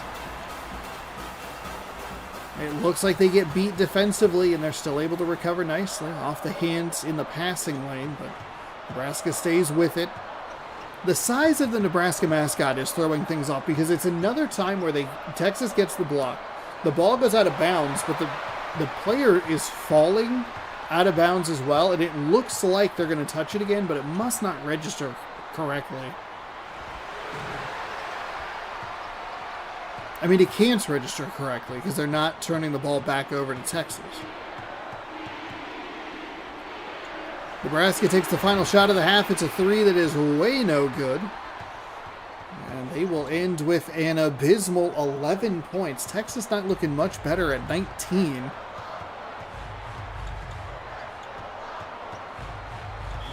He walked out of bounds, so good news for Nebraska. 10 seconds in and already a terrible turnover. Almost a bad turnover for the Huskers. Bounce pass inside off the glass and good.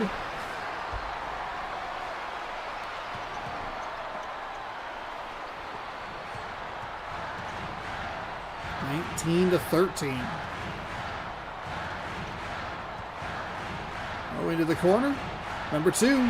Catch, shoot, bang from beyond the arc. It's a nice basket. See if they can get this offense rolling here.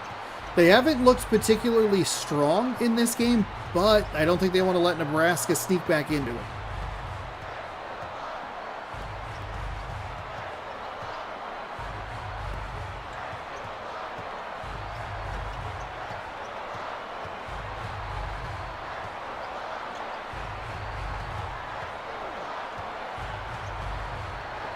Back outside to number 1. Does Nebraska not have much of a three-point threat? There's the 3. It's up. It's good. That's what I thought we were going to get in the Texas end when I said this is bad for Nebraska. But, hey, good job for them to respond to the points that Texas put up.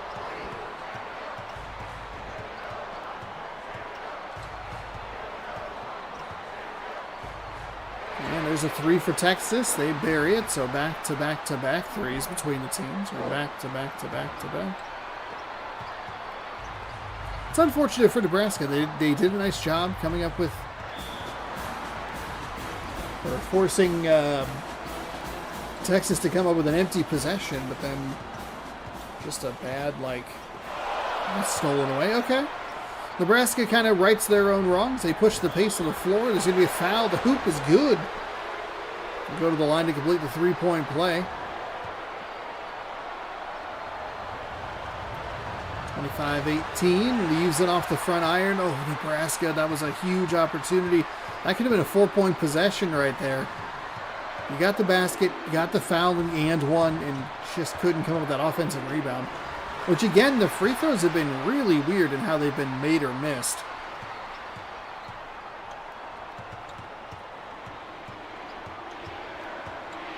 Oh, to the corner, number 1. He didn't take the shot. Stolen away, and he dove up the floor rather than at an angle which would have slid him out of bounds and turned the ball back over to the Cornhuskers.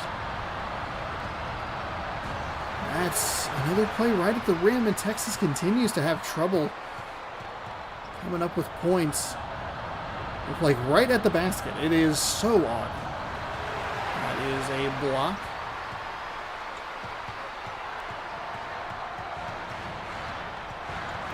(27-18). They're going to kick it to number 2. He's been effective today. Okay, got that defender out of his shoes and then could not put the finishing touches on the basket. 27-18 here. 7 minutes to go. Second half. We are about to close out our first half of action. We'll take a little break here and at the end of this game. Everybody get up, get a snack, get a drink.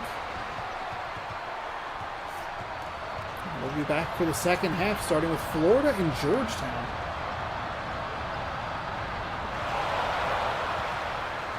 As that is picked off. Florida's a good pick, or a big pick for some people. I think it actually might just be me.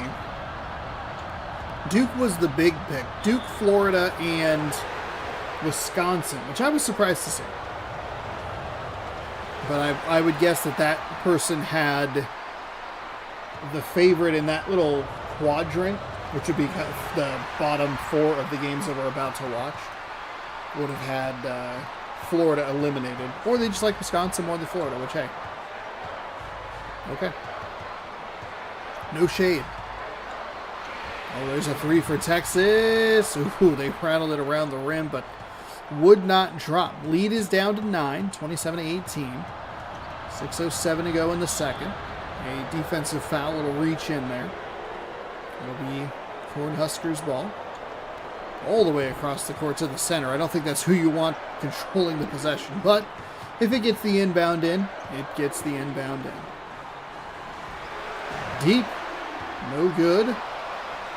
Offense comes away with the rebound. Another shot, no good, and that's going to go the other way. Working it up the floor. Trying to find some room.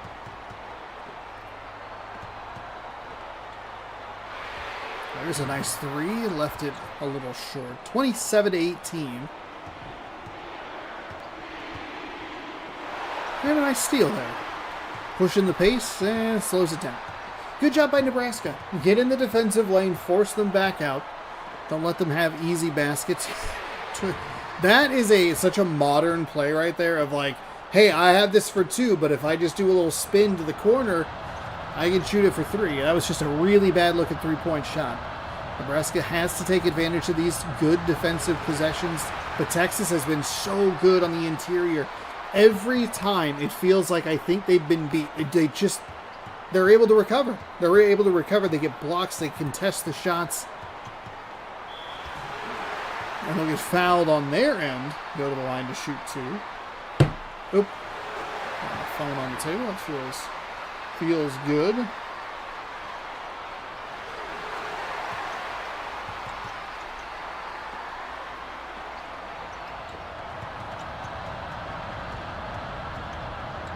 What are you playing, Bruce? 29-18 Nebraska. Enjoy with some points. Switches that lead back down to 9. That's the evil Eric. Leaves it off the front or the sideline. Just cannot come up with the basket though. There's a cut inside, but no.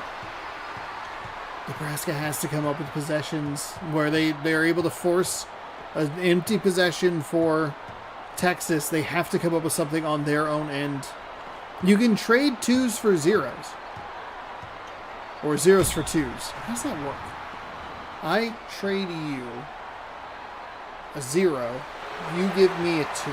So a 0 for 2. Right? I think that's how it works. I don't know why that's so confusing to me.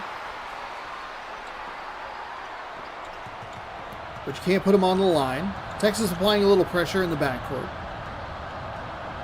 Under 4 to go. I mean, Nebraska's got, I don't know, Nebraska has 2 minutes to get this to a 4-point deficit. Nebraska's one of the interesting teams, and it doesn't feel like they have a great 3-point presence. So instead of looking at it and going, okay, you can be down by 5 or 6 or whatever, and like maybe a couple of 3s helps you out, I think you really need to chip away and just get a 2-pointer, and just keep going. The only way that Nebraska is really going to be able to get 3 points from a possession is if there's a foul involved. Nice job. That creates the loose ball. That animation's pretty unbeatable, and they're going to go inside, and they will get the points in the paint. That's what you need. Empty on the other end. 2 points on your end. 7-point game with 3:27 to go here in Austin.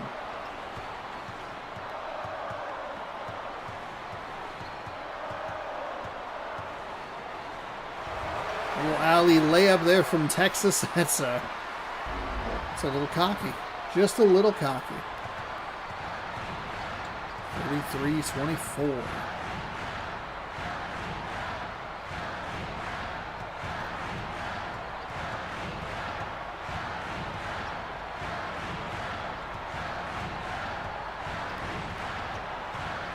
Nebraska come up with points. Pump fakes beyond the arc, drives inside, and Texas again contests the shot. He left it a little short.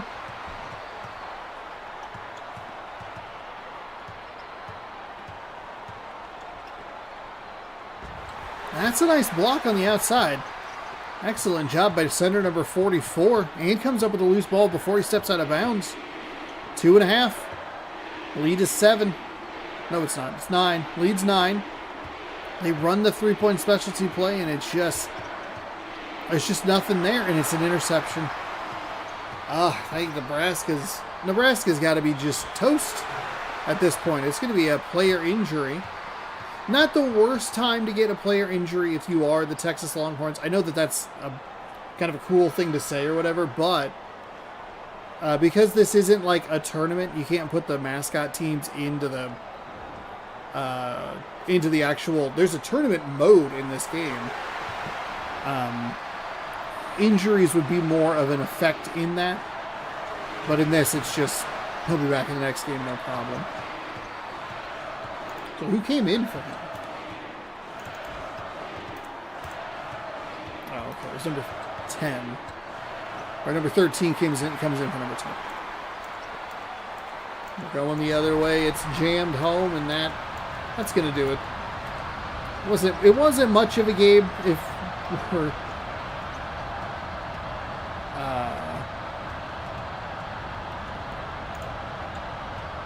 we're being honest. There wasn't much of a game. Texas is going to have one of the weaker winning totals.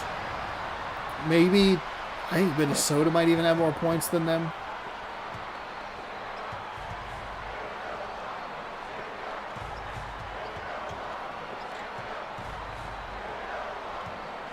Final 90 seconds. 36-27.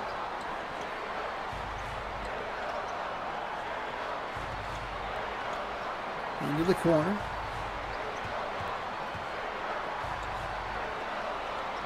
Update number 10, the leg injury. So that might mean that he's coming back into the game. The only time that we've seen like an update with a timetable was the Gonzaga game when Adam Morrison went out with a leg injury and he was out for the game. They still won that, so.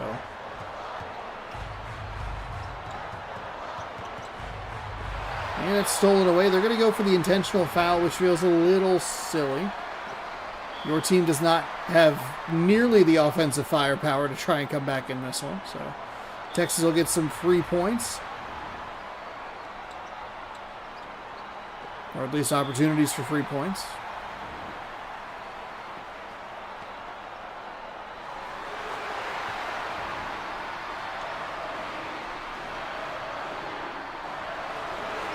That is up and in, so... You don't have to do this, Nebraska. You're down by 11 with 57 seconds to go. Hopefully that's the only time that they'll try the whole free throw thing. I don't know, with this one, okay. You did all that. You had to sit through all of that so that you can have a backcourt violation.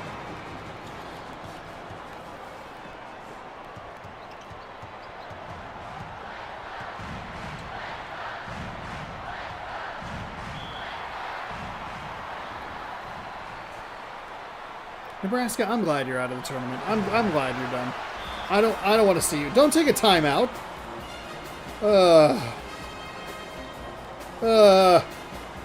So annoying.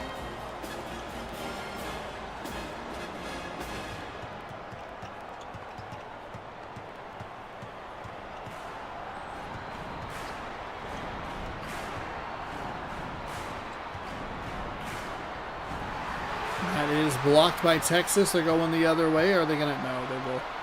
They'll slow it down. No cheap points here.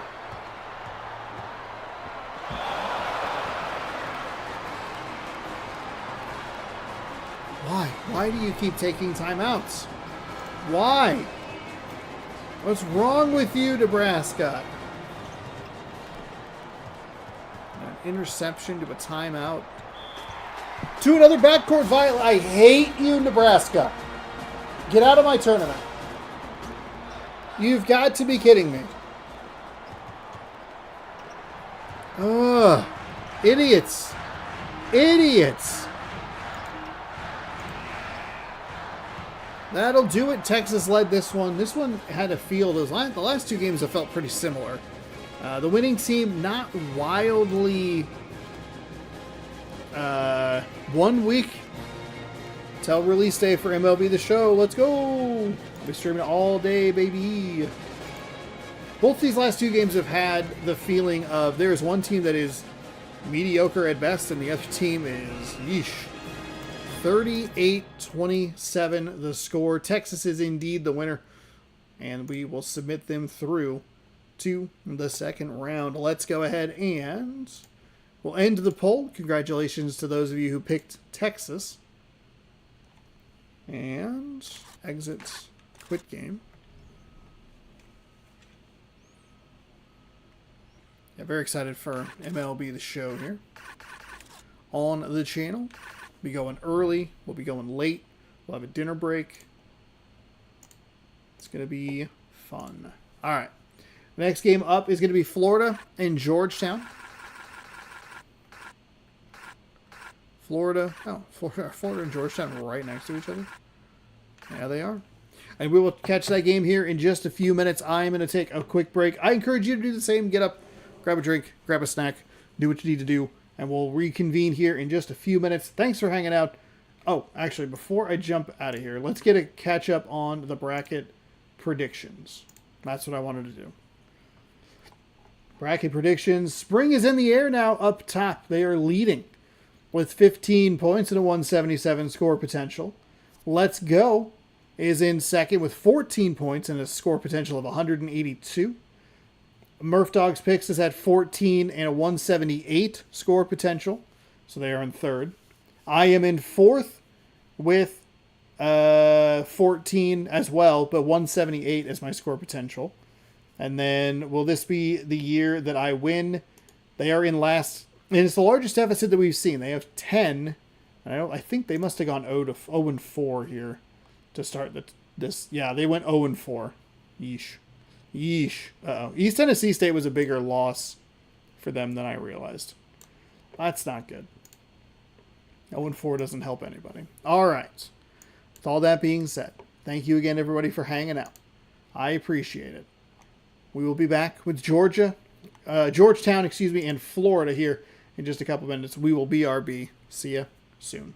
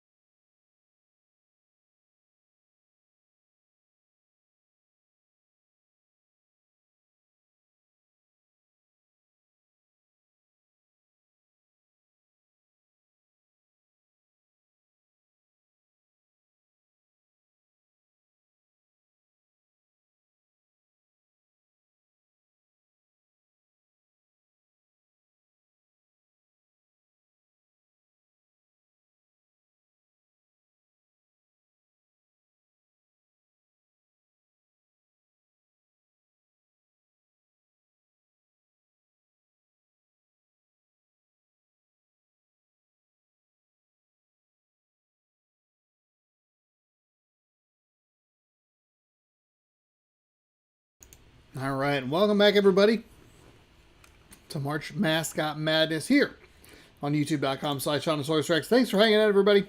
Hopefully you're enjoying the content. We are going to move on to Georgetown and Florida. So let's jump in. Oh, you know what I can do? I can make a poll. We'll make a poll. This game doesn't take nearly as long to load as I want to give it credit for. The PS2 version, taking its sweet time. The Xbox version running on the 360. Town, Florida. Florida. The Xbox version on the 360 a lot quicker. Here we go, jumping in. Georgetown Hoyas heading to Florida to play the Gators. 10 minutes All-American from the press box. I was trying to talk and type at the same time, and that was just a very poor choice on my part. If I'm I was like, oh man, I got this, no problem. It was a problem. G-Tao is going to come up with G-Toe, I guess. Well, Town, it's whatever. Ooh, there it is, bounce pass inside. Florida has one of the busier but better looking courts. I like the coloration of the orange and the blue, and I like that it's flipped on the opposite sides.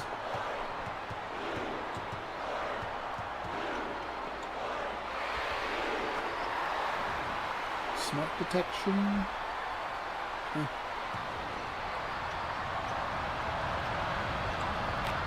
Oh, get out of here. Get out of here. Nothing better than a backcourt violation. Nothing better than people advertising free cheap viewers on Twitch. Okay, cool, man. That's a nice recovery by Florida. They almost threw that just like straight out of bounds. What a good athletic play by the Gators.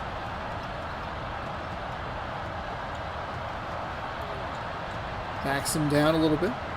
Fires into the corner. Trying to spin, bounce pass back outside. And leave that a little bit short. Florida doing a nice job defensively. Didn't give up any ground on the inside. And there wasn't any room for him to work. He kept having to try and kick it out, and it just wasn't a thing for him to do. The shot beyond the arc.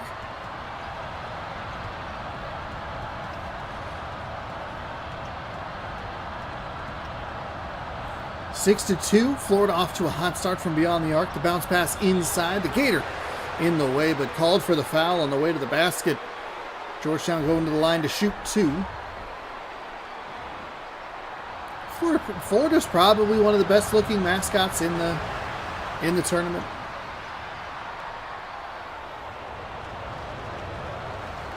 We could tier list them.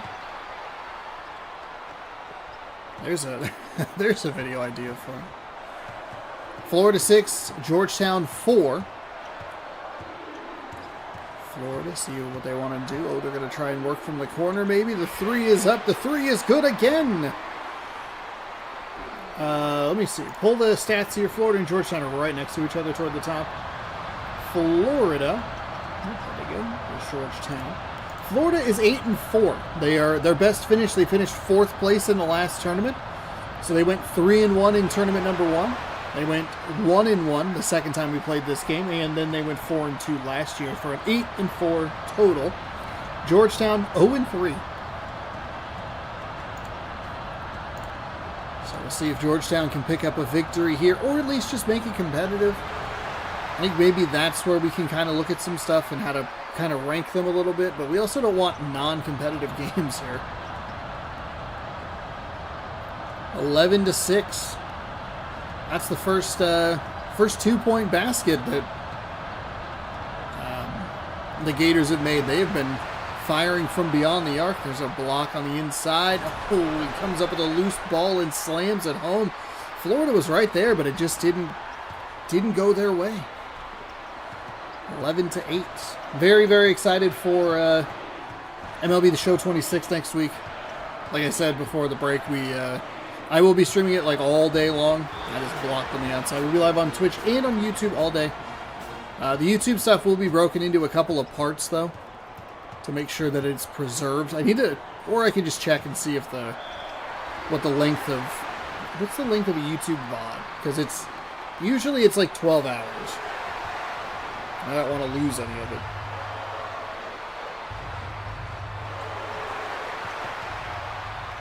$13 to $8. What is the length of a YouTube live VOD?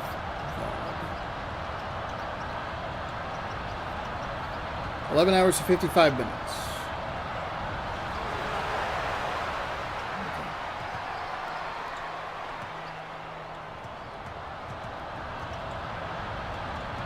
Maybe some people have like specific settings or allowances or whatever. But so I know Kind of Funny did their big Resident Evil stream, and that was like 29 hours.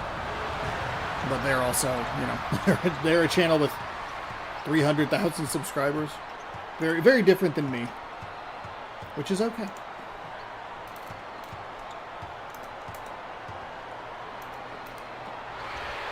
The three is up. The three is no good. They tried to go for the putback, but that allowed Georgetown to come up with a rebound easily and go the other way. Absolutely broke that Gator's ankles, and then the block on the way up. Kind of accidental block there. That was a little bit of like when the pitcher like throws his arm out and the game gives him the animation. It's just like, that's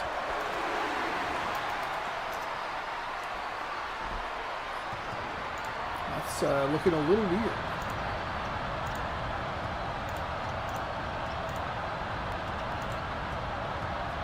$15-10. Florida up, or Florida on top. Florida's a big pick for a couple of brackets, if I remember correctly. We'll swap over here. I have the tab up. We had a Duke.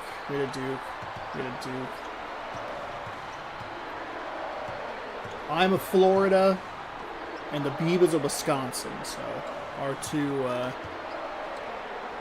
So 3 Dukes, huh?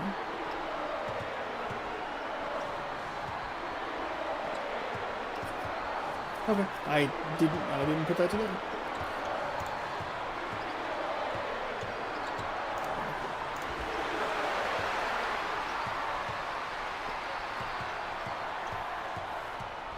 $17-13. Florida on top. Good news for me because I have Florida going deep. Final 4 appearance for them.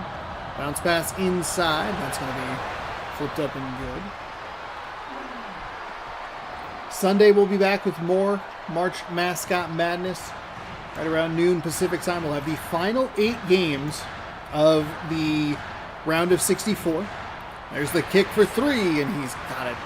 Pushes that lead back out to 5. Florida, every time it feels like Georgetown's getting back into it a little bit. Florida is able to knock down a big shot to push that lead back out.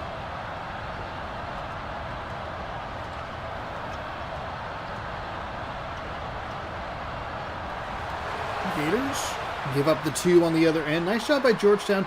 Puts up the shot and makes it over a couple of defenders. Nope, they're going inside. There it is. Up and in. 22-17. They trade 2 for 2. That's what you want. And Florida applying a little bit of pressure in the backcourt. Georgetown doing a much better job than we saw East Tennessee State do. East Tennessee State saw like a defender in the backcourt and went, we have to throw this all the way up the floor. And it's like, that's not what you need to do. Just have like a smidge more patience. That's all. That's a tough shot. Oh man, left it a little bit short. Got his own rebound and slammed it home. 22-19. 3.5 to go here in the first.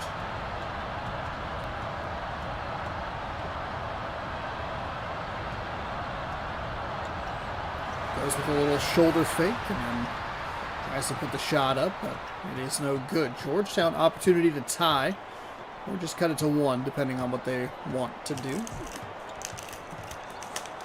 The shot is up. It's no good, but an offensive rebound is put back again. 1-point game.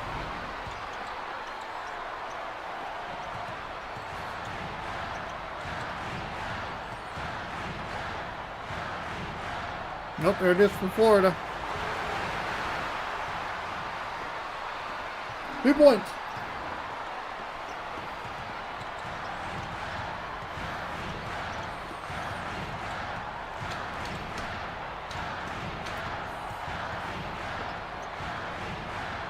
He leads out to 3 as he falls to his right.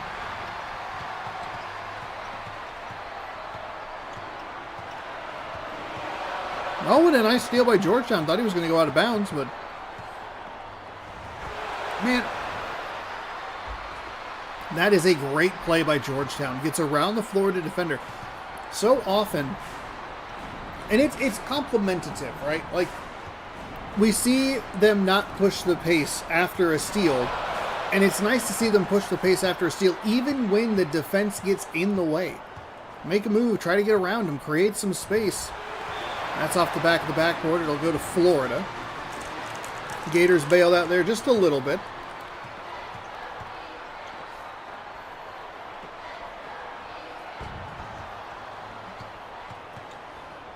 Georgetown gets bailed out on the other end.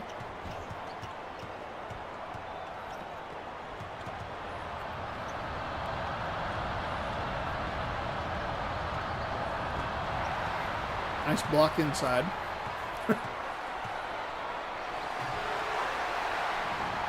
The Gator looked like a little bit like a lumbering oaf, just kind of like, oh, no problem. I got it. Block.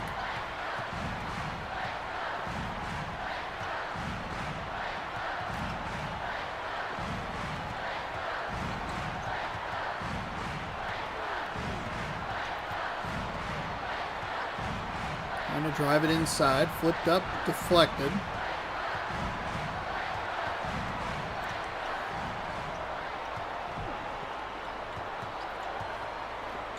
Working it around the outside. 3, 2, 1. The shot up. No good. A little too far off that far iron. 26-23, under a minute to go here.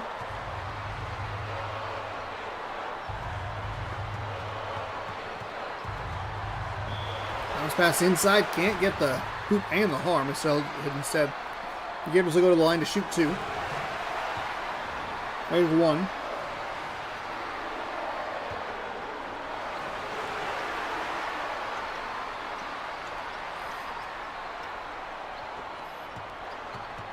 Twenty-eight, 23.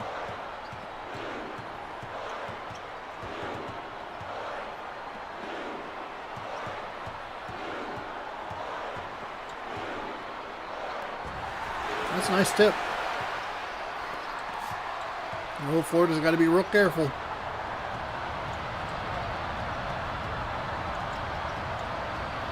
Bounce pass inside the center. Puts up the 2. No good. And also cannot come up with the offensive rebound.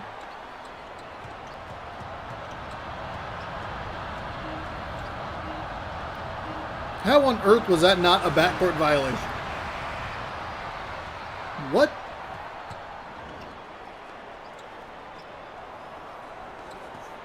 We have seen the tickiest, tackiest backcourt violations in this game for the entirety of the time we've been using it, and that was not one. Nice block by Georgetown to get things started for them defensively. That was a good opportunity for Florida to really start to push this lead out. Georgetown's done an excellent job of just kind of sticking around in this one. They haven't necessarily felt like a threat to upset Florida, but they haven't fallen flat on their face, so it's hard to discount them too much. There's the 3. It's up. It is no good. That looked good off the hand, but that's what you get when you try to predict. And that's blocked and return.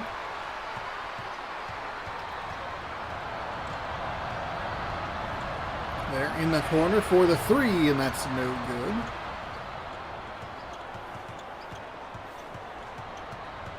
Slow start for both teams. I don't think we have any points scored here in this opening minute of the second half.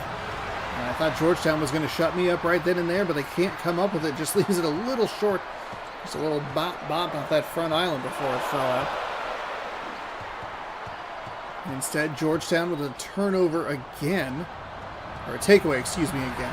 Florida gets a nice block. There's the 2 from Georgetown.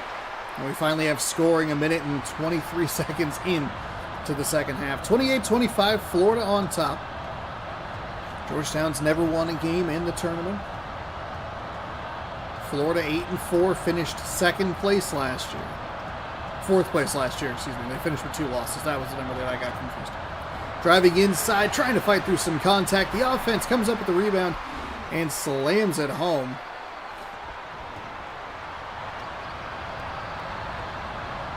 (30-25), 8:07 to go here in the second half. That's been Florida's kind of their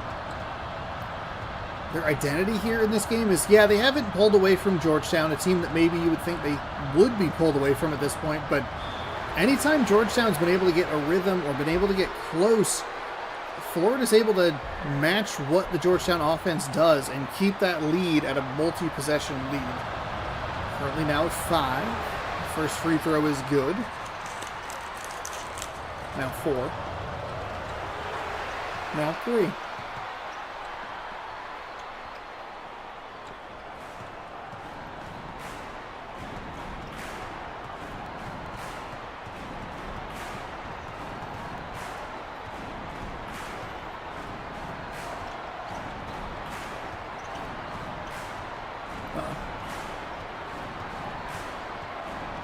That's been happening more. That's a little concerning.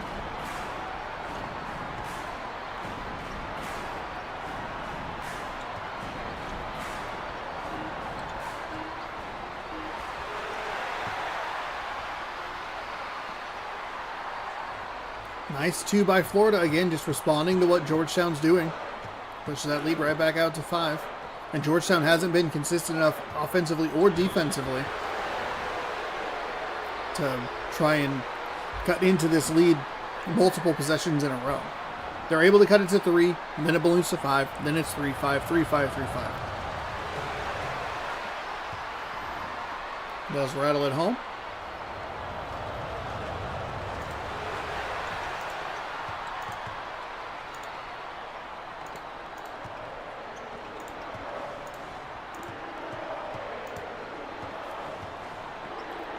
(32-29) now.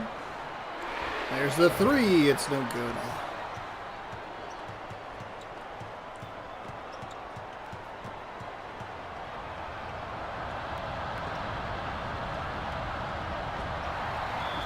And look at the 46 flips. 32-29. Ball out of bounds. It'll stay with Georgetown.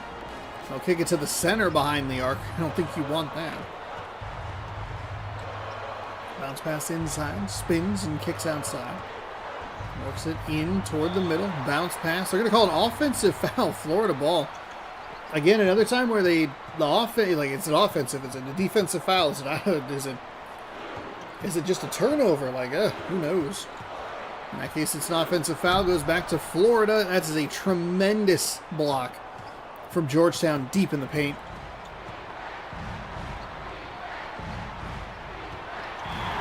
Got the ball away from the defender, or the offensive player, but dives out of bounds after it, and that'll mean that it'll stay here on this Georgetown end. Backs him down a little bit, spins, and he'll be up and rattles around. That hit so many different pieces of the rim, but could not come up with the basket. Florida an opportunity to push that lead back out to 5. They might go for the 3. They will get it. And they'll push that lead a little further than just 5. It is 6 now. 35-29. MLB 11, the show continues tonight. Game 2 of every divisional series. 6 p.m. Pacific time right here on the channel.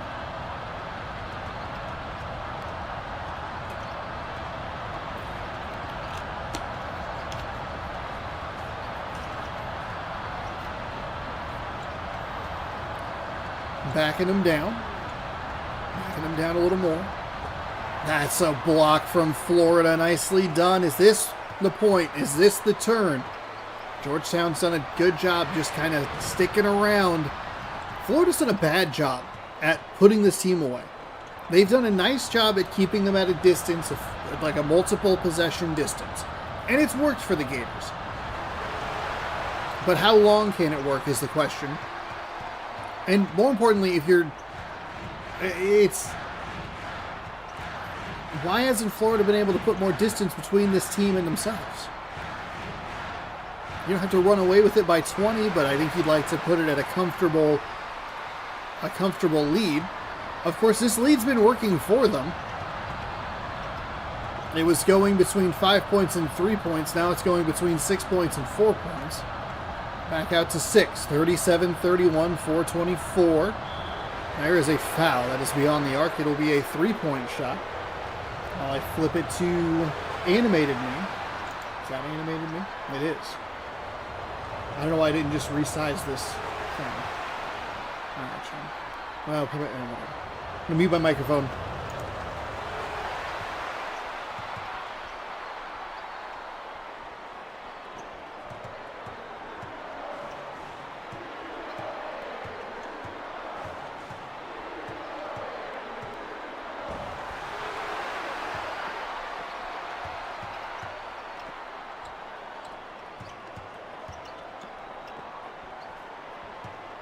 Lead is down to 3 after the made free throws. I was a little worried. I might have a touch of a bloody nose here, so you might have animated me for just a couple minutes here while I take care of that. There's a nice 3 from Florida, and they're going to push that lead right back out. Again, Florida doing a tremendous job matching what Georgetown's doing. You get a 2, we get a 2. You get 3 free throws. We're still going to knock down a 3. It's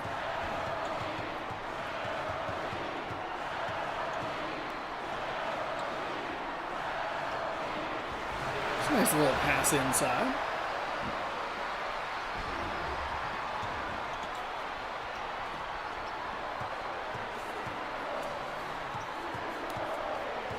Georgetown comes up with a 2 to cut the lead down to 4. A foul and the basket. Oh, man. Georgetown now is starting to fall apart a little bit because they are... Oh, I just put that over there. Oh, okay. That works. Georgetown falling apart a little bit because now instead it was 5 points and 3 points, and it was 6 points and 4 points, and now it's 7 and 5. They just continue to fall further behind, with Florida being able to respond to everything Georgetown's doing. They're starting to stretch that lead out just a little bit. Just a little stretch, Bounce pass inside. Backing him down. Goes with the spin move. Backing him down some more. Spins some more. Backing him down some more, extra more. Again more. Almost, except that about Tucker. Almost walked out of bounds, instead just stepped. 43-36, 2:43 to go. Georgetown trying to work through this Florida defense, which we haven't seen them do this a lot. It does force... Oh, it's a defensive foul. He was going to back up into the backcourt. Oh, you had the turnover that you were looking for. There's the drive. There's the foul. Oh, my goodness. Rattles around the rim and spins around a little bit before finally dropping. 43-37, 43-38 after a couple of successful free throws made, excuse me. And that is how it'll look. Florida heads up. Again, Georgetown still doing a nice job. That was a bad-looking 3 off the hand. It started drifting left immediately. It is, it's interesting to watch. Like, Georgetown's done such a good job just kind of staying around, sticking around. Florida's been able to respond at nearly every turn. Georgetown needs like 2 good defensive possessions at ended points on the other side. This is a great opportunity for it. It's a foul. Okay. It does put them at 6, so the next one puts them on the line. Yeah, 7? 7, 8, and 9 are the 1-and-1s, and then the 10 is the... So bonus and then double bonus. I can never remember the vernacular for it.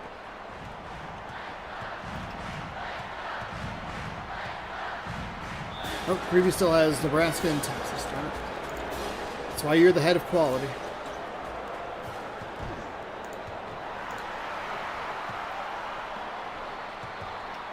Thank you for letting me know. That'll be the Georgia thumbnail for the next minute and 33 seconds. Okay, Georgetown, this is your opportunity. Again, as they had it on the last one too. Can they run a three-point specialty play? They get it up. It's no good. Oh, my goodness. Oh, they trapped Florida right at the line. Nice block. They come away with the ball. It's a loose ball. Does Florida put any pressure? Defensively, he can't come up with it. Big offensive rebound's no good. The second offensive rebound results in a foul. Oh, my goodness, Georgetown. What are you doing? And you missed the free throw.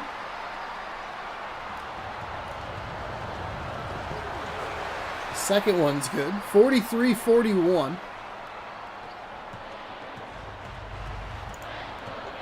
There's 1 minute to go. Florida only leads by 2. Georgetown, excuse me, does not. Wow, okay. Florida did not need to do that. But it also worked. So Georgetown will take a timeout. I need to really get the thought out. Unsurprising. 46-41. 53 seconds as they get it up the floor. It was basically going to come down to, could Georgetown get one good defensive possession that led to points? Now they're going to have to foul. That is a very poorly timed interception. Foul. Foul.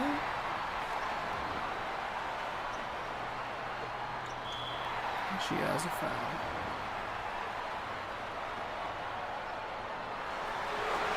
That's in. 47-41, 48-41. And this one's should be a Florida victory, 41.7. Georgetown, they had that chance. They needed.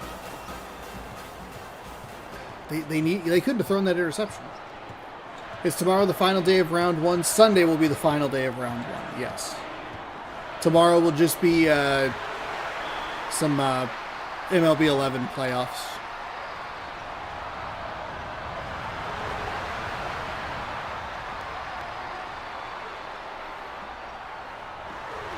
It is kind of wild because the first half of the tournament is just one round.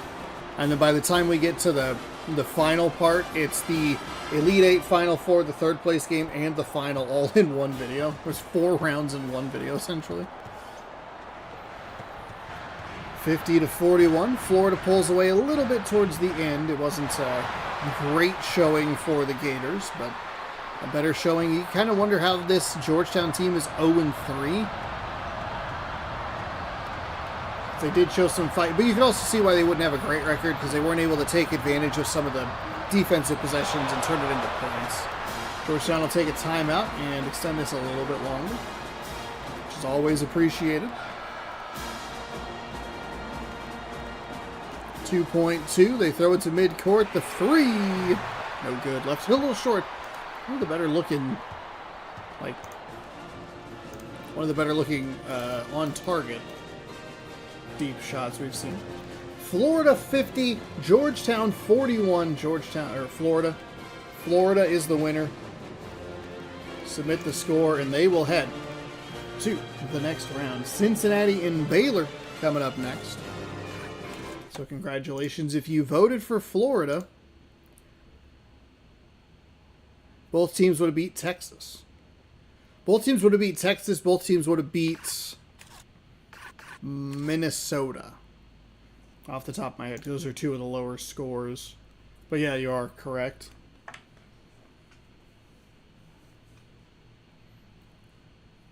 What did I say? Oh, Cincinnati, they'll get the home because they're 3-3. So we'll go over here too. Cincinnati, the Bearcats, and then they are playing the Baylor Bears.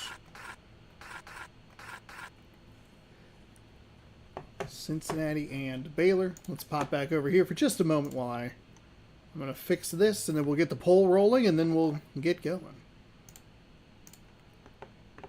1.3.6 Bears and Bearcats. Start a poll. Who wins? Baylor. Cincinnati. Cincinnati. Every time I think of Cincinnati, or I say Cincinnati, I think of that Simpsons joke. Homer's calling the betting hotline. My, am I, or sin, because it's like $2.50 a minute or whatever it is. Have I tried the Hall of Fame? I've been there, you know. I'm there. Enshrined in the Hall of Fame. Here we go. Baylor. 100% of the picks so far. We'll see how they do. Hey, they win the tip-off, so you're off to a great start. You picked the Baylor Bears. They're going to get it inside, and they will rattle it around and drop Baylor out to a nice lead.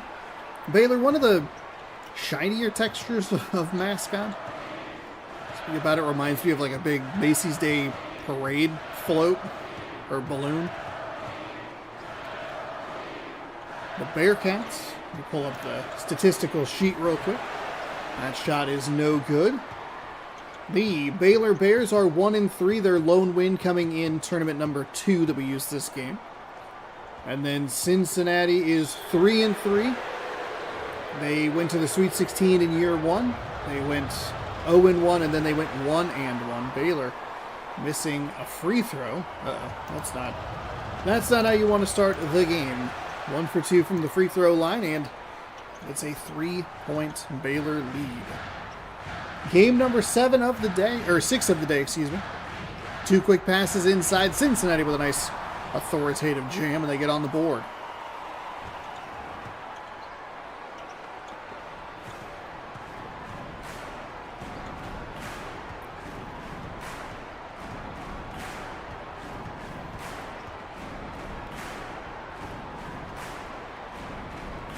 Trying to find that 3-point specialty play, but nobody with a 3-point specialist sticker on their next to their number, their position and number.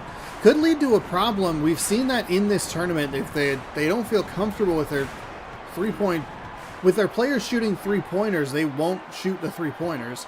It is going to be almost a shot clock violation, but it's just a turnover in favor of the Bearcats. I think that's going to be a benefit for Cincinnati if they could have gotten out and ran.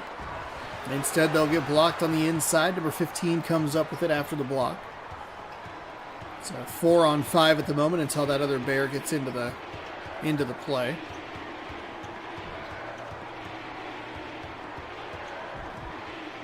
Into a double team, throws it across the court, and it's out of bounds. I don't know how no one touched that. No idea how that just got through everybody. Not even like an animation where it's like, oh, it's off the fingertips or whatever. Like, they just threw it out of bounds. There's a big 3, and it's buried for Cincinnati. They swing the lead in their favor, 5-3.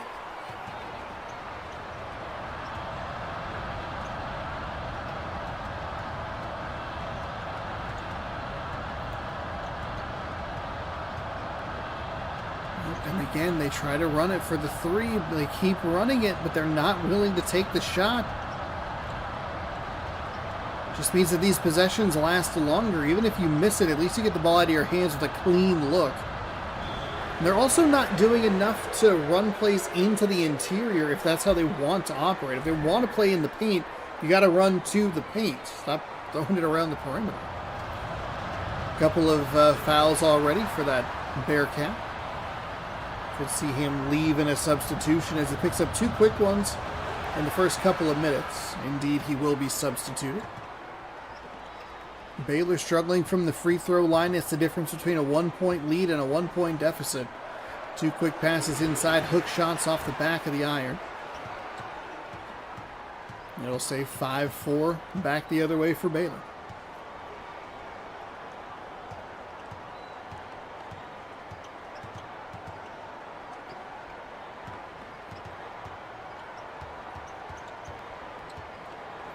A lot of players down here to the near side. Like they're trying to free up number 10. And he flips it into a turnover. A sweet backwards pass. Well, it looked really cool, but it went right to a Bearcat. Not the Bear. Goes the other way. Cincinnati now leads by 3, 7-4. I feel like we've been off. Duke has probably had the best start. But even then, they still had a couple of times where they allowed Auburn to get back into that game. Cincinnati out and able to run yet again. Good job by Baylor to get back on the defensive side and slow it down a little bit. Puts his shoulder in, gets blocked, comes up with a loose ball, and gets blocked again. That one was really... That looked like a wind-up. That looked like the Baylor Bears center was annoyed and just went, I'm going to hit you. 7-4. 7-4 it remains as Cincinnati goes 0 for 2 from the free throw line. So bad starts from the charity stripe for both sides. Pump fake, slides to his right, almost throws an interception.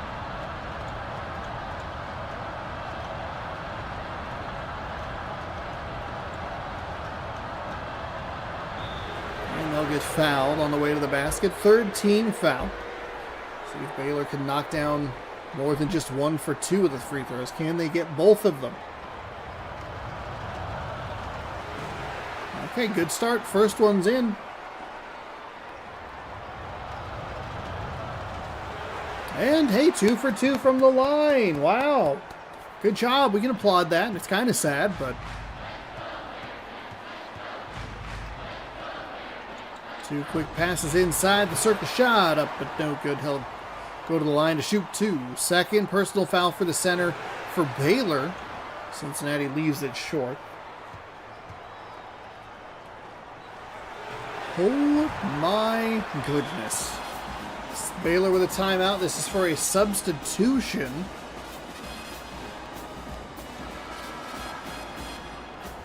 (7-6) Bearcats over the Bears. Bears of Baylor, the OK Bears. How is that not a backcourt violation? All right, that's fine. Working it around, stripped. Ooh, and he dove out of bounds. You know what? It was probably going to be last off Cincinnati anyway. You like the effort. Sometimes the effort just kind of bites them a little bit, where you're just like, if you just didn't do the diving animation. And that's blocked. I don't know what the plan was there. I mean, the plan was to get the shot up before they were able to get their hands in, but then, like, big scary Bears, they have good wingspans. And that's stolen away. 7-6. Cincinnati still leading here. A very slow start in this one. 13 combined points through the first 5 minutes. Cincinnati's able to beat Baylor's interior defense, and it's 9-6.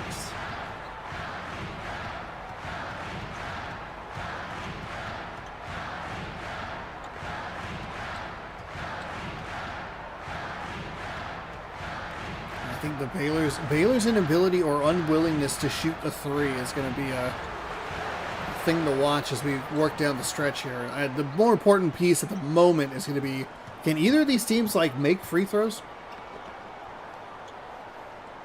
9-8. There's a nice little layup inside. That's what these teams need to do. Just work on the interior. Cincinnati does have a couple at least one 3-point specialist sticker out there on the floor. That's a real dangerous pass. Trying to work it inside. Cincinnati, nice recovery. Rejects it right back into Baylor's face. They come up with the loose ball. We're going back to Cincinnati's side.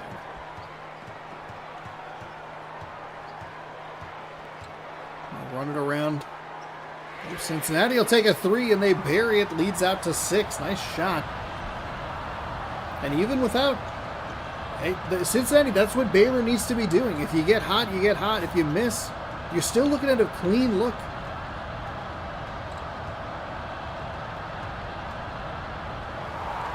That is stolen away. So Baylor having trouble even coming up with shot attempts on their offensive end. It's getting blocked. They're getting steals. Nice job to get a hand in the passing lane, but Cincinnati comes up with it. Okay, nice job by number 10. That felt a little video gamey, but we'll take it. We know we're playing a video game. That's a nice play through the contact. Enough strength to get it up and in the basket. And they get to double-digit points. 14-10. 3 to go here in the first. Another steal. And they'll lob it forward. That's like the one time that we've gotten them to actually throw it and have them catch it on the run. But the Bearcats did a nice job defensively, limiting how far up the floor he got. And that presents them the opportunity to get the steal and go the other way.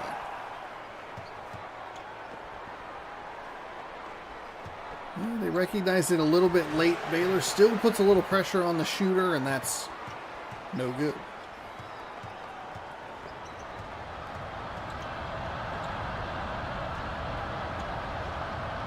Spins and spins some more.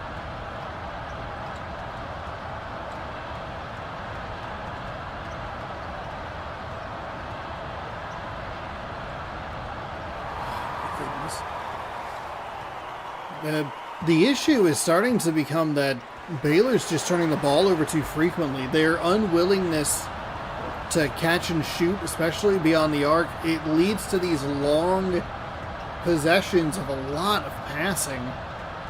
They're still running their offense very funkily for a team that doesn't have anyone that can really shoot the three effectively, because they're still running that play consistently. They need to be running stuff into the paint so that they could try and get close, easy shots like the one that they just had.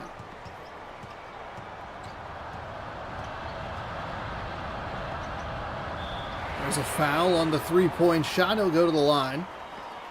First personal. Third team foul. Game gets a little whistle happy in those first couple of minutes and then settles down toward as the first half winds on. I think we had all those fouls in the first 2.5 minutes, and then it's been pretty quiet since. The last one was missed. Free throw troubles for both teams. They're both kind of getting the advantage of the fact that their free throw misses might not cost them a game here, but who knows? If you add them all up, does that swing things in your favor? Whatever. Another lock-up defensive thing there at the top. We're out at the three-point line. It's an offensive foul. Tried to drive in, got set. Cincinnati with a nice job to put a stop to that long Baylor possession. Kicks for three. There it is. And gets it home. 21-12. Cincinnati starting to pull away from these Baylor Bears, who have only managed to get 12 points in this half. That's gross.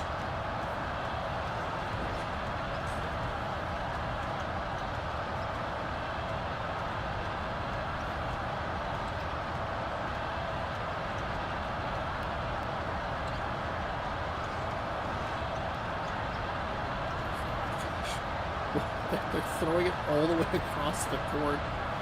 That's blocked and rejected. They're going to have to put up another shot here. It's going to be a three.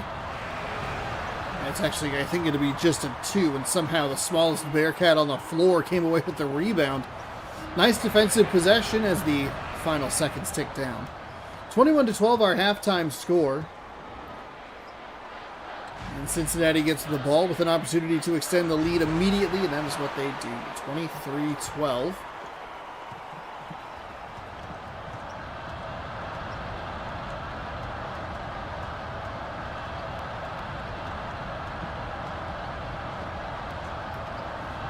And he jumped into him. Not an offensive foul, but just a turnover. An 11-point game as we are in the very early stages of the second half. That's up but no good.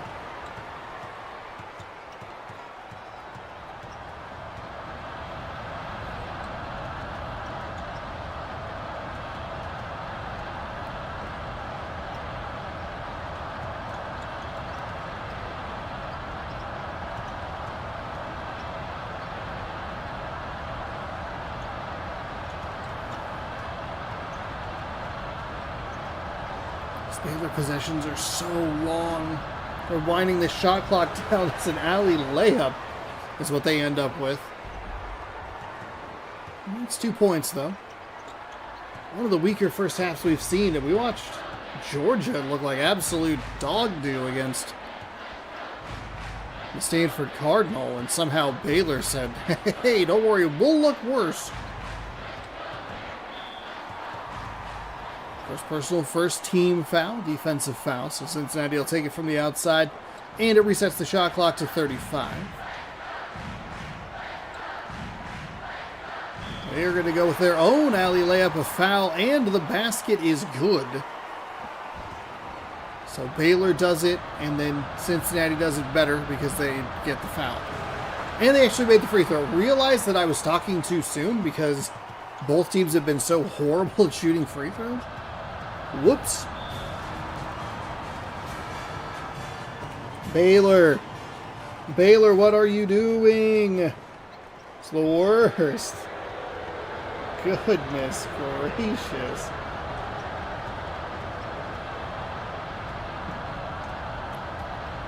(26-14). It's just abysmal. Well, at least they come up with some points on the other side.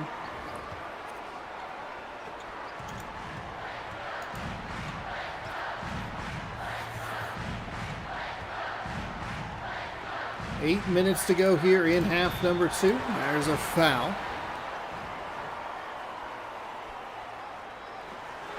And that is in for a bucket. And that'll rattle home for a free throw. I said bucket. That was a weird way to phrase that. 28-16.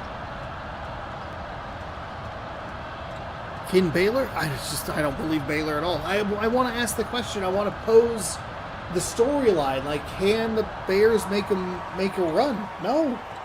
They can't shoot threes. They're not shooting threes. They can't make free throws. They're turning the ball over consistently. The Bearcats are going to get a ticket to go play the Florida Gators.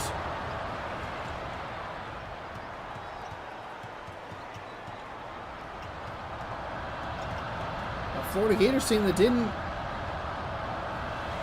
perform wildly well.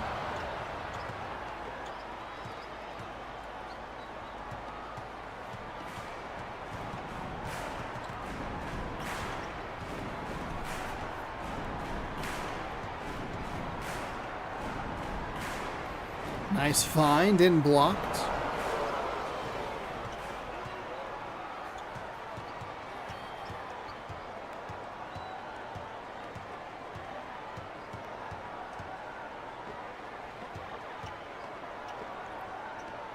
I mean, that's twice. They'll take a little mid-range shot that misses, an offensive rebound and a foul. They're winding up to, like... We'll take a look at the free throw shooting. It's so bad. It has to be the worst in the tournament. There's no way it's not. I mean, I don't know because I haven't been looking every single time. Whew. That's blocked. Okay, nice job on the other end, Baylor. Need some good possessions like that on the defensive side to come away with points on the offensive side. It can't. Why? Stop running this play. You're not using it at all. It's one thing if you're shooting a bunch of shots with, like, dudes who don't have that specialty thing, like that Bearcat just had. It's another entirely to run it and just go like, oh, the three, not even an option. That's a nice little hook shot, up and over. It's going to be interesting to see, like, who Texas was the reference in the last one. Both teams would have beat Texas and how bad their offensive performance was. What teams that lose would have beat the winning score in this, because neither team is good. 30-19. There's a nice three from Cincinnati, but it's off the mark. I also did kind of forget Cincinnati was up by 11 at for that shot. Again, they set the screen. They threw an interception. They had 10 turnovers in the first half. There's the jam home.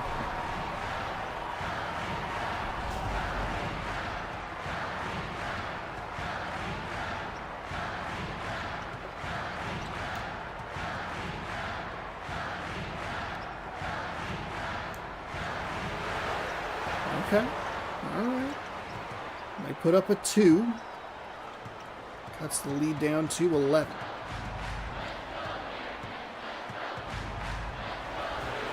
Rattles it around the rim and drops. 34-21.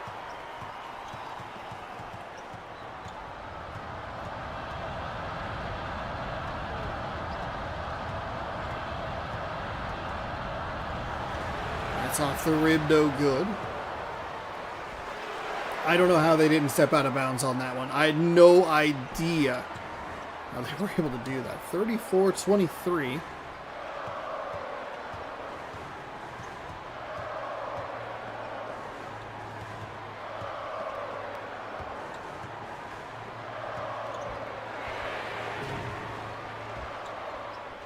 That's a nice...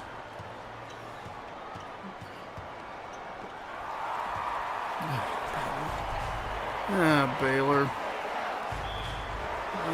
Baylor. That's the 4th foul on the center. Cincinnati. Oh my God.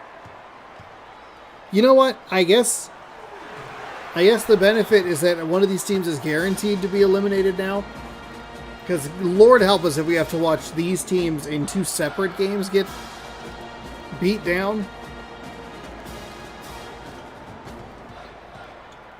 34-23. 3:47 to go. There's the... they finally ran a play that... Whoa, wow, did you not see that?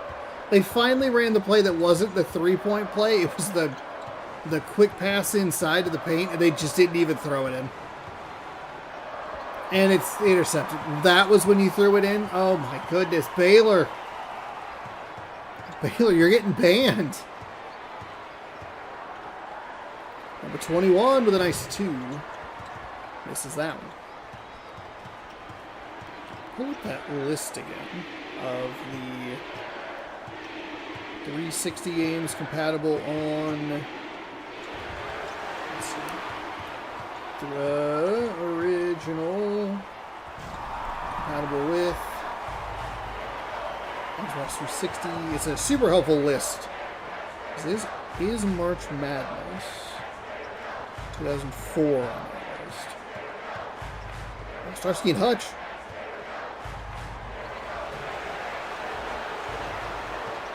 Where'd Starsky and Hutch go?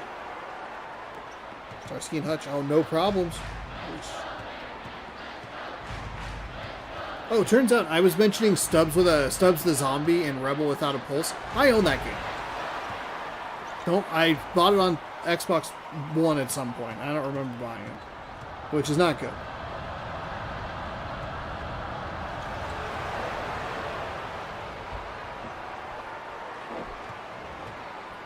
NCAA March Madness 06.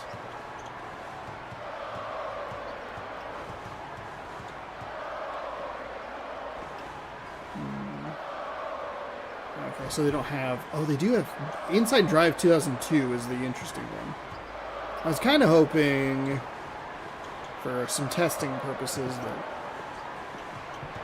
March Madness 2004 was compatible. I also might not even own that for Xbox. 15 foul. Hey, they made the free throw. Under 2 to go. Second free throw is good as well. 40-27. I don't like. My brain goes like, hey, now that our schedule is as crowded as possible, let's have all of the ideas that we need to test. It's like, okay, well, where was any of this when we didn't have anything going on? That's a nice jam home. Just a hulking bear. 40-29.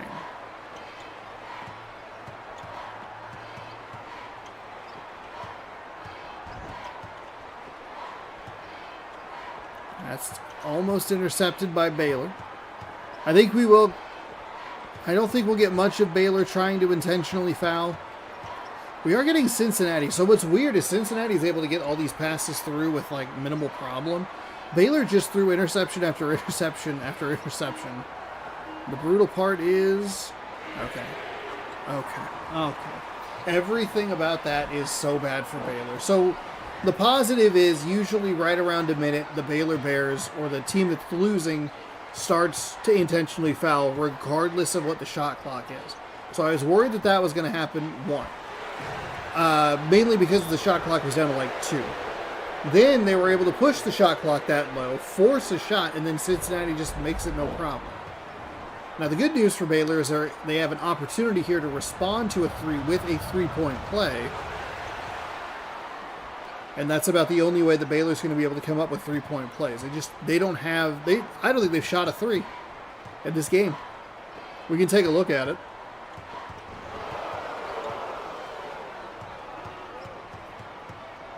(43-32), Baylor back on the offensive side. It's too little too late.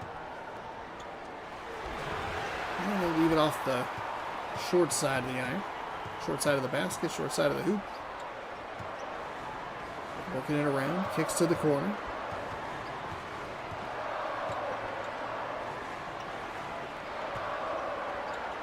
Under 10 seconds to go.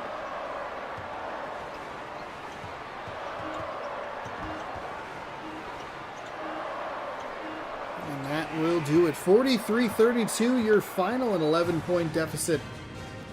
As I don't know where my mouse went. Where are you? Oh, you disconnected for no reason. Okay, thanks, wireless mouse. I appreciate you, baby. There we go. I confused the hell out of me. It's like, my mouse is here somewhere. It's embarrassing when you can't find a mouse. Let's go. 43-32, excuse me. Cincinnati Bearcats, they will beat the Baylor Bears. Submit the score. Cincinnati is moving on. It's going to be Memphis and Southern Mississippi coming up. That's not what I want. This is what I want. The Baylor pick was incorrect, but thank you for playing. Game modes. Mascot game. This game does not save preferences correctly. I might have to go in and edit a Wikipedia article because I don't know what is going on with the fact that it doesn't save, that I turn the commentary and the menu music down. I manual save it every time. Okay. So, what did I say? Southern Mississippi, Memphis.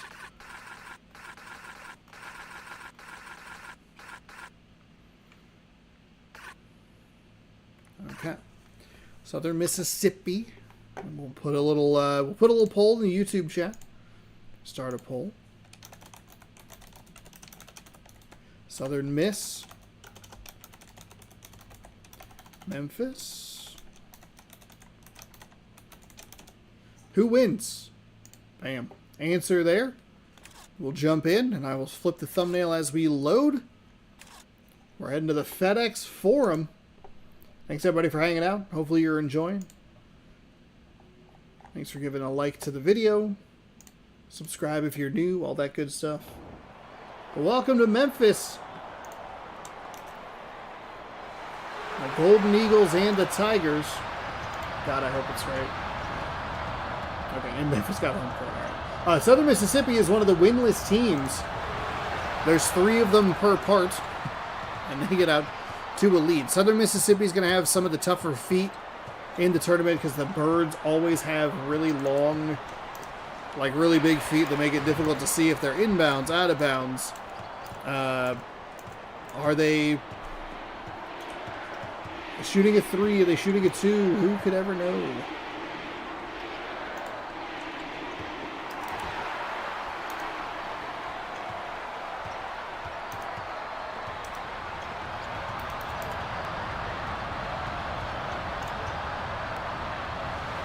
There's a nice little flip inside for Memphis to tie things up at 2.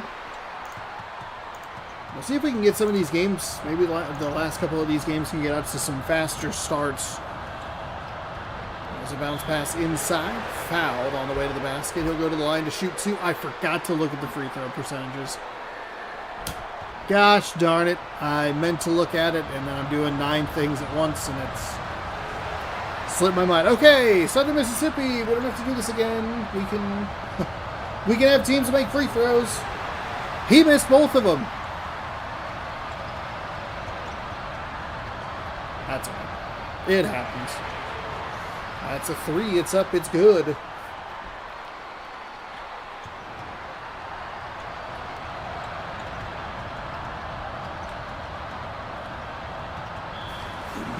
Oh my God. If I didn't have the records in here, you would be able to figure out which of the teams is winless. It's Southern Mississippi. My gosh. You can't be doing that. Memphis, on the other hand, is 6-3. They have won one fewer game every time. 3-1, 2-1, 1-1.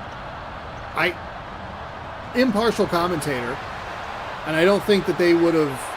I don't think they're going to lose to this Golden Eagles team that's off to a horrendous start, though they do make a basket there. 0-1, kind of rooting for like a little bit of that, just that 3-2-1-0. And then they can go 1-2-3. So in 7 or 8 years they'll finally get it together, figure it out. All right, 10-4.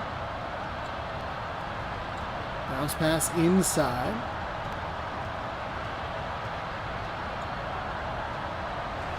And blocked by the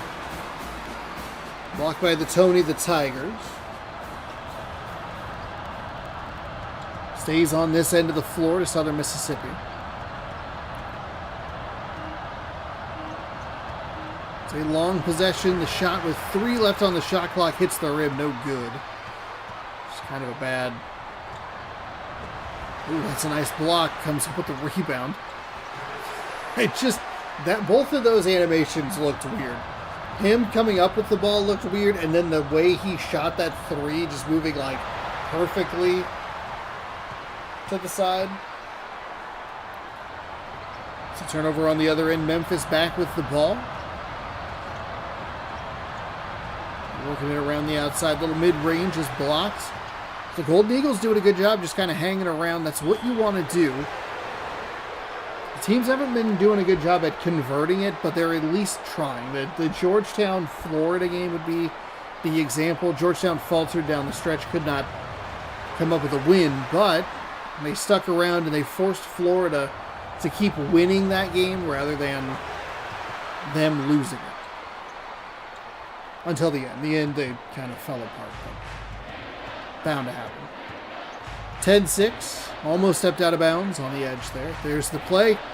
Inside, flipped up, and in.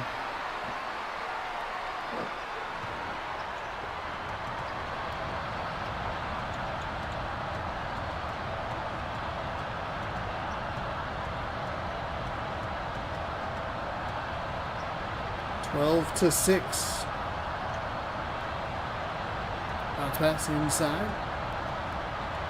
Driving. Ooh, stripped and it'll stay. Mississippi ball.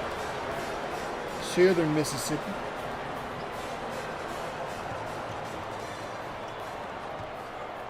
Backing them down. That's going to be blocked on the inside yet again. Mississippi State Southern Mississippi. Oh boy, that's going to be real confusing because we're watching Mississippi State, Wisconsin next. There's a nice pass inside. Southern Mississippi is who's playing now. Mississippi State is next. Taking on the Badgers of Wisconsin. 14-6 Memphis. Into the corner. Leaves it short. 4 consecutive shots missed. They're shooting 28% from the field. And boy, the score would show it. 14, now 16-6. As the Memphis Tigers are running away with this one already. They are, I think, one of the rare teams that has this record. The backcourt foul. Oh, but no, I'm sorry, that was a defensive foul. It was right at the backcourt line, and I was going to look at a statistic real quick. Let's see. Oh, okay, here we go. Where's Memphis? Because there's a break. Memphis 6-3. There are only 2 teams that are 6-3. So it's Memphis and it's Arizona. The question then becomes, and I can look at it, where? Because I just flipped these teams like twice, and that was the order. Arizona.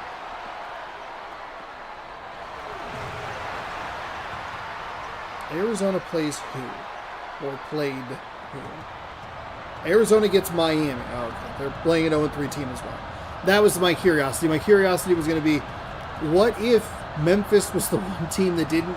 Like, Memphis got an 0-3 team, and then Arizona got like a 1-3 team. There's not a lot of difference there. But that'd be a brutal break for the Wildcats. However, they're playing an 0-3 Miami team, so never mind. All is safe in the world of March Mascot Madness. There's a little alley layup. It is 20-6. The Memphis Tigers are running away with this one already. And there are still 4 minutes to go in the first half. Southern Mississippi putting up one of the worst first halves we've ever seen. Memphis looking good. There's still a few minutes to go. That's going to be blocked.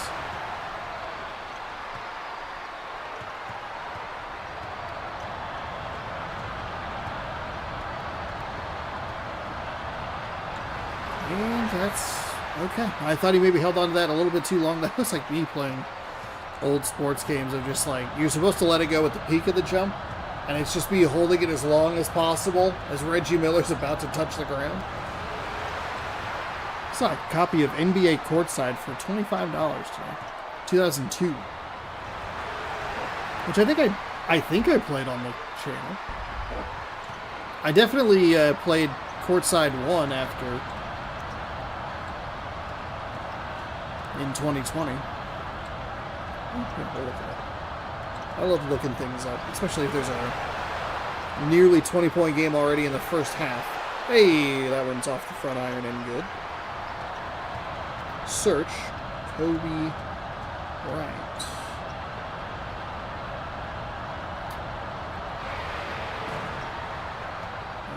Okay, that didn't bring up anything. NBA Court. CO Court side.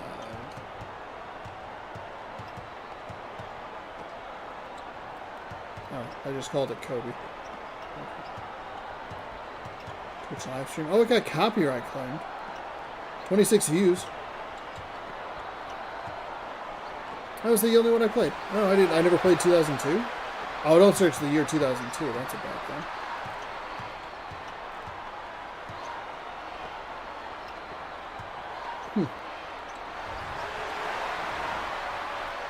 Yeah, it doesn't look like I ever played that. I thought for sure that I had bought it and played it. NBA is a bad search term because there's a lot of garbage in the way.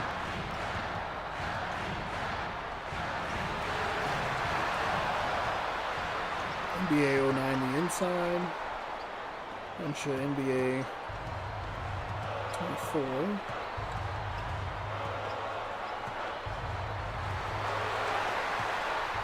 So I have the 60-second season. That's really bad. 2K20 career story mode. How did I do that? 2019.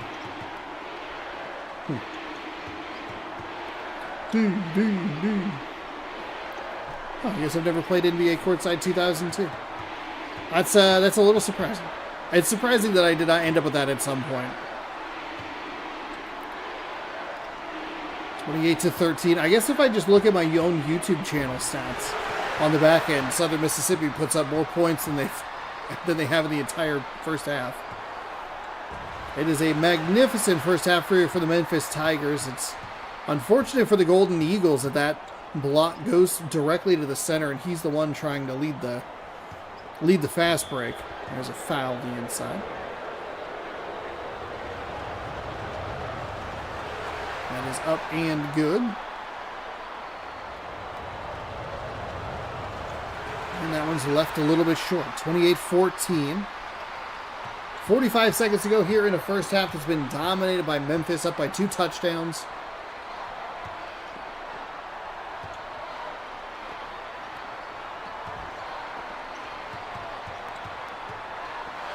And that one's stolen away.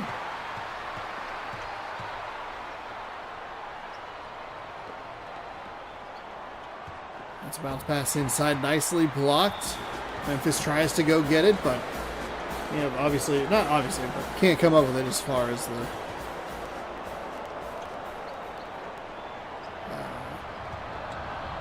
boundary is concerned. Nice block on the inside yet again. Don't know how that first Tiger missed it, but the second Tiger got it, and he's going all the way to the hoop.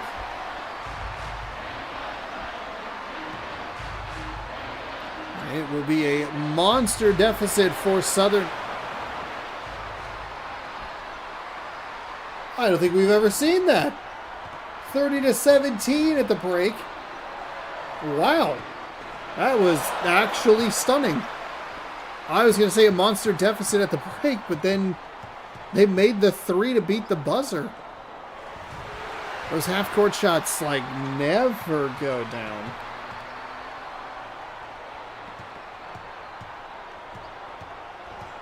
Wow. But they couldn't come up with the possession to get things started positively for them in the second half. Okay, gets a hand on it, but none of the Golden Eagles. There's one. He's got a chance. Oh my God, he's going to take a 3. Oh, he missed it. All of that was a disaster and pretty horrible to look at, if we're being honest. When they hit into that little crab walk, it's just so slow. Into the corner, tipped to Memphis Tigers. Working with a bunch of three-point specialists. And a drive inside, leave it off the front iron. 2, 3 shots, a couple of putbacks, no good. 30-17.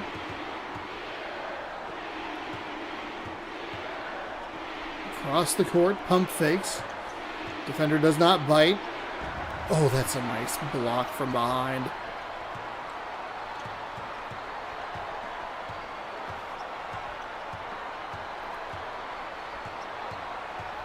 The Golden Eagles just unfortunately can't get the baskets that they need to make this a more competitive game. They've had a couple opportunities.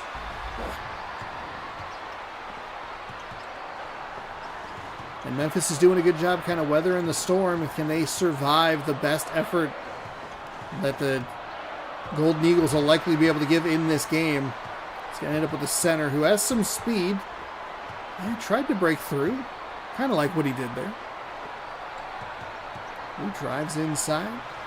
That's unable to convert there.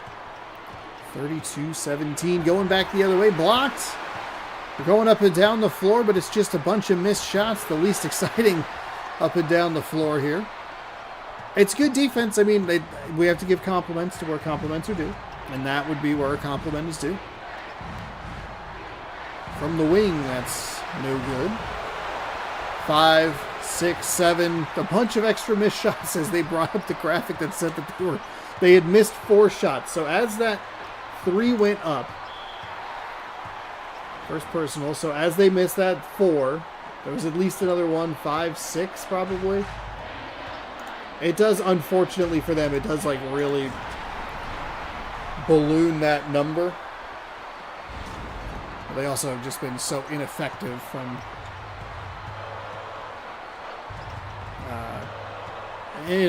the floor. It's kind of whatever. Here's a 3 for Southern Mississippi, though. Knock it home. That might have also just been a 2. It was a 2. I tried to give the game the benefit of the doubt because of the feet, and I got burned. I got burned because I looked at feet. Let that be a lesson to the rest of you. Drives inside, hits the mid-range too, and it's unfortunate for Southern Mississippi. As soon as they start getting points, Memphis is kind of already in that rhythm. They're starting to push that lead back out to where it was and then some.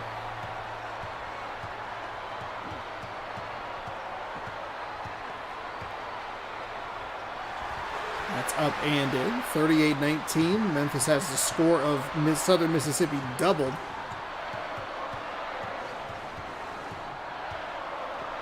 There's a nice kick. 3-point specialist can't come up with it. Just left it a little bit right. It hit the back iron and popped out. Kind of made it sound like there was a shot that was going to get there, but it wasn't. Bad break for Southern Mississippi, who gets a nice block, but it goes right to the Memphis Tigers. Still come away with a steal. Oh gosh, that was a dangerous play. That's a bad shot. For 3, no good. Goodness gracious. Even when they get the breaks, they cannot convert.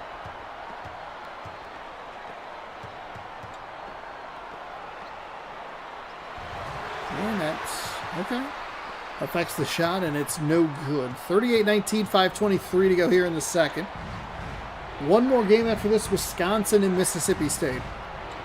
And that's stolen away by number 35.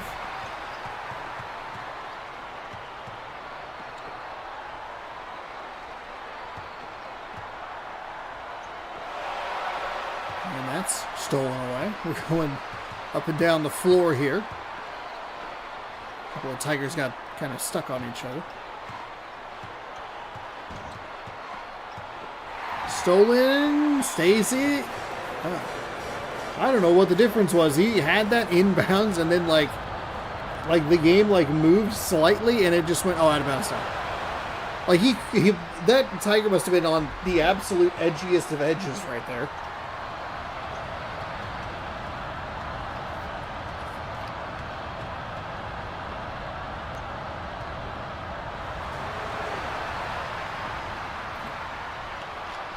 Leaves it off the front iron.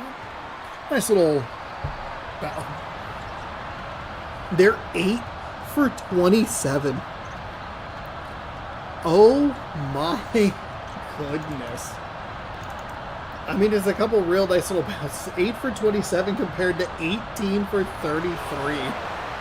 Oh boy.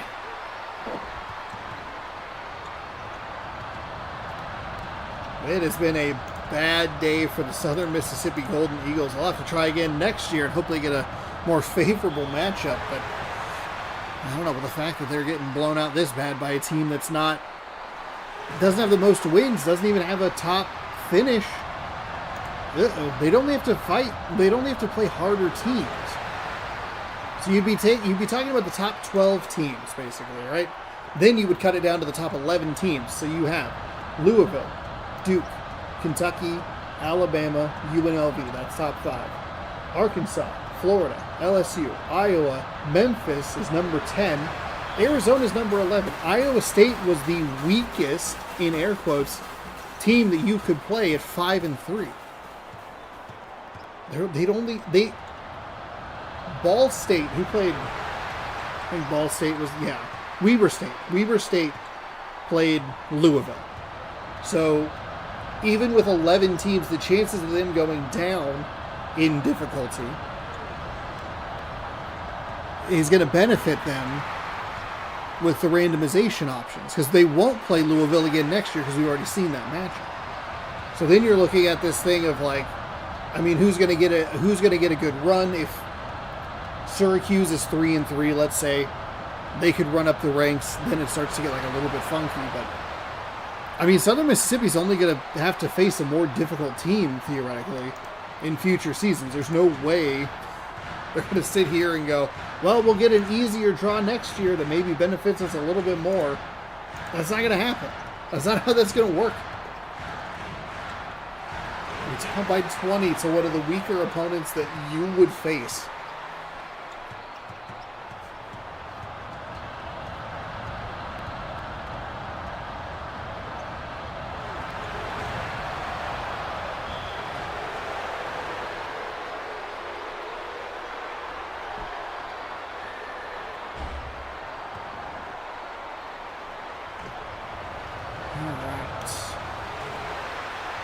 Can't be missing free throws, Southern Mississippi.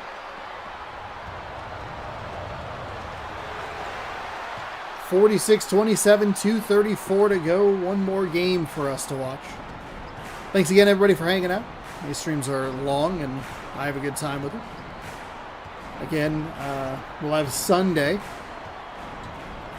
to wrap up the round of 64, and then we will be back a week from Sunday, to do the full round of the Sweet Dirt. No, it'll be 32, 32, and then 16, and then the rest.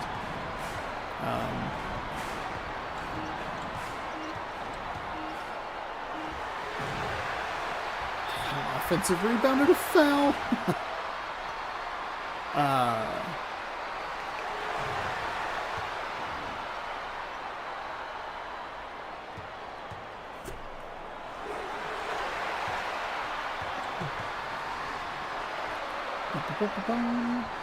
Did he miss that first free throw? Sure did. Okay. 47-27. There's the three from Southern Mississippi. I mean, this is what we needed from Baylor. Like, Southern Mississippi isn't always getting it to their three-point specialist, but at the same time, they're still putting up threes. Bounce pass inside. Oof, trying to fight through, but can't. They're going the other way. The Golden Eagles with a nice little finger roll to cut the lead to 18. Huge layup.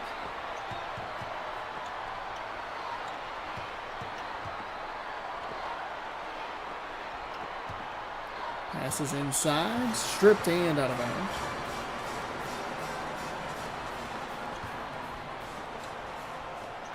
There's a three from Memphis.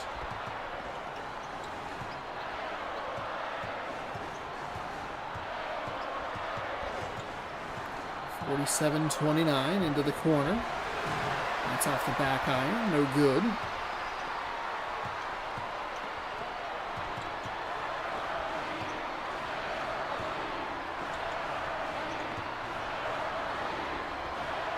Ooh, can't be doing that. They're going to come up with these 18 points that they're down in the next 30 seconds.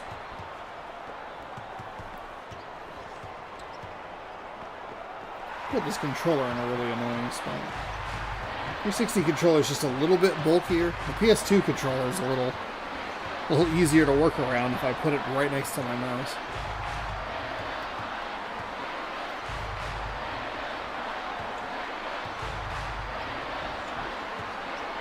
Time is running out here for USM. Shout out to the URM that was near the youth group that we used to go to. We'd go by big old stupid jolts. Then they told us that we couldn't go one week because skater kids were throwing snowballs at cars. All right, here. It's a completely random story that I've not thought about in so long. All right, 47-29.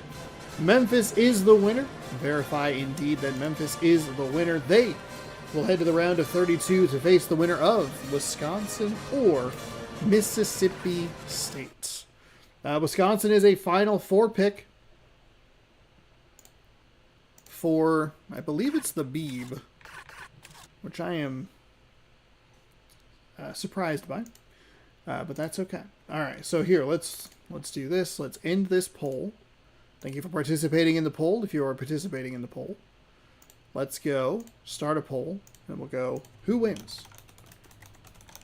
Wisconsin. W-I-S-C... C-O-N? Yeah. W-I-S-C-O-N-S-I-N. Okay. And then, Miss State. Well, hello, Miss State. How are you today? How are you on this fine afternoon? Mississippi State. The Bulldogs taking on the Badgers chokes me up. Hey, a top 20 matchup. Mississippi State actually a better team than I realized. Please don't bring that up. I don't need that. We'll do this, and we'll do this, and we will do... Changing the thumbnail. It's the 8th and final game today. Thank you, everybody, for hanging out. I've been doing that enough, probably. Mississippi State puts up a 3, and it is good. Can you? Thank you.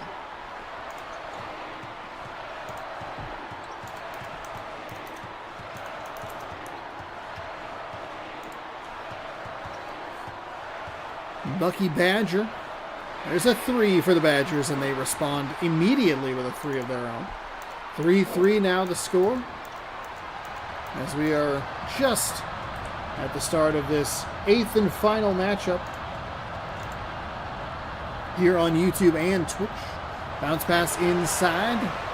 Nice little hand change there as he was in the air. And I saw that defender out of the corner of his eye, just kind of felt him. Nice left-hand finish. 5-3 Mississippi State. I've always liked that Big Ten logo because it just says the thing and then they kind of sneak the ones in there in a way that's not... It feels clever, but not like obnoxiously clever.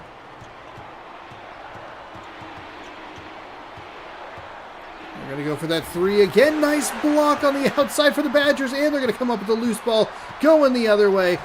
Flipped up and in, and it's a tie game just like that. I thought that was going to be out of bounds for sure, and then it wasn't. And a good job to push the pace, and a good job by Mississippi State to put themselves in the way there. Another 3 for Mississippi State. That one's no good. Wisconsin comes up with a defensive rebound, and they are now on offense.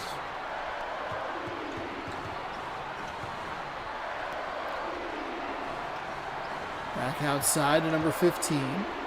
Ooh, inside they had what they wanted. Number 4 with an excellent strip there.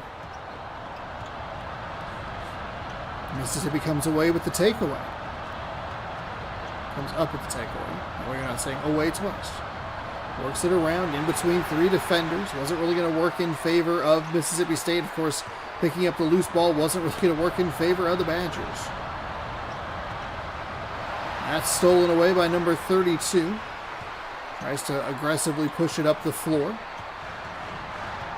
And he'll take a screen into the corner. The shot is up. It is good. Wisconsin with their first lead of the afternoon, 7-5.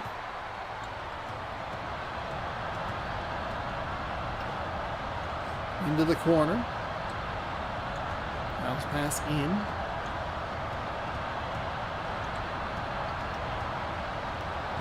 That's blocked, rejected, back into the face of the Mississippi State Bulldogs. They're going to do a really nice job. The 2 is a long-range 2. The offensive rebound blocked.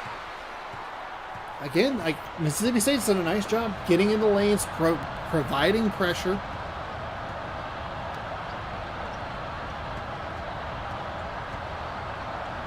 And that is blocked. Turnover. Wisconsin's trying to run again. He's working that 3-point specialty play. There he goes. Catch and shoot. And it's a little run here for Wisconsin. I believe it's at 7-0. Because Mississippi State led by 2, 5-3. So a good little run here for the Badgers. Though Mississippi State's done a nice job on the defensive side to limit it to just that amount of a run and a nice response there. It's a deep 2.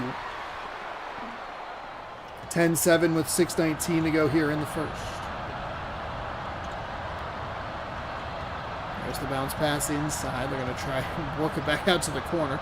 Float passes in. Pulled him a little far away from the basket. I think he had the positioning if it was right to him, but it was up and kind of out to his right. And then it drifted him away from the basket. 10-7. They have options. That one, I'm a little surprised that was not a block. That was really nicely covered by the Wisconsin defender to get in the picture. Because that was the right call. That was the correct place to go with the basketball. It just couldn't come up with a shot. Flipped it outside. Working it around. Off the screen, trying to drive. Kicks to the 3-point specialist, who fires it to the center, leaves it a little bit short.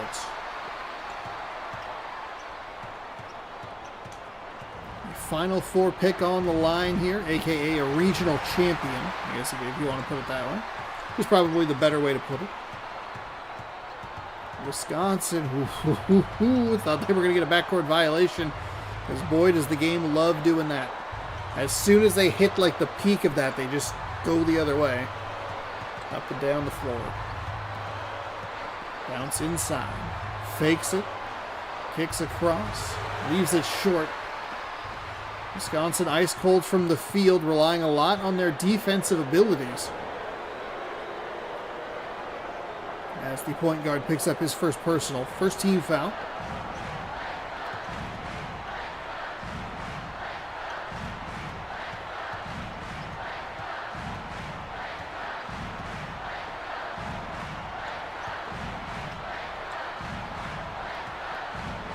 That's a nice job to get a hand in the passing lane, and then they got picked off by the center. Kind of a generous little tip there. They're working it around. Three-point specialist. Back there for three. Got it. Leads out to 6 for Wisconsin, 13-7. And again, just a slow start. This one feels like good defense, though. The defenses have been very good at recovering, putting themselves in position to affect the shot, to get in the shooter's way.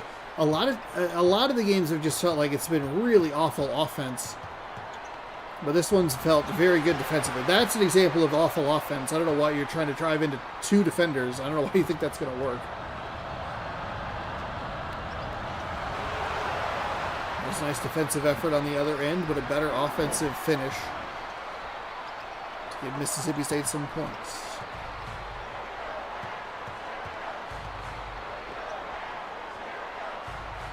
What does Wisconsin want to do here?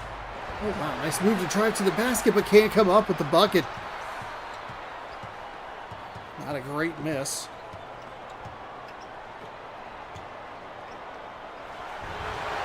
Okay, there you go. High off the glass and good.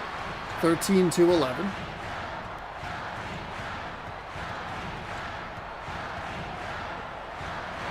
There's a three for Wisconsin. Didn't look great coming off the hand there. You can see it as soon as that shot starts, and it just veers. That's a nice block and a good job to recover the loose ball before it went out of bounds. Take advantage of the blocks that you're getting, the strips that you're getting. Number 15 really likes working into the corner. That's out of bounds. That's another bad entry pass from him. We've seen him work into that corner a couple of times and throw the ball into the middle, and it's pulled them the same. Oh, let's see, it just be choked up. Oh, I'm out of talking. It's pulled them the same way. Like, it's the throws have been off to the right.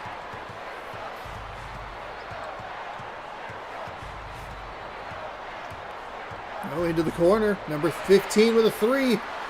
Maybe that's a little more his calling card and what they should be doing rather than trying to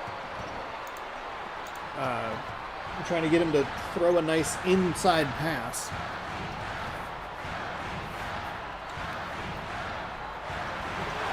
Wisconsin's defense has been good all day, but I don't know what happened there. He put his arms up like... It's a very odd thing to see. 16 all, under 2 to go.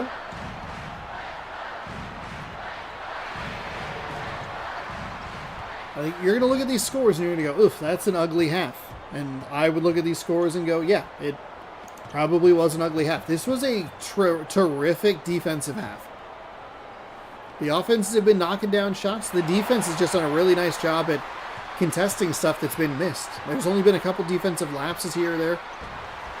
There's another nice block.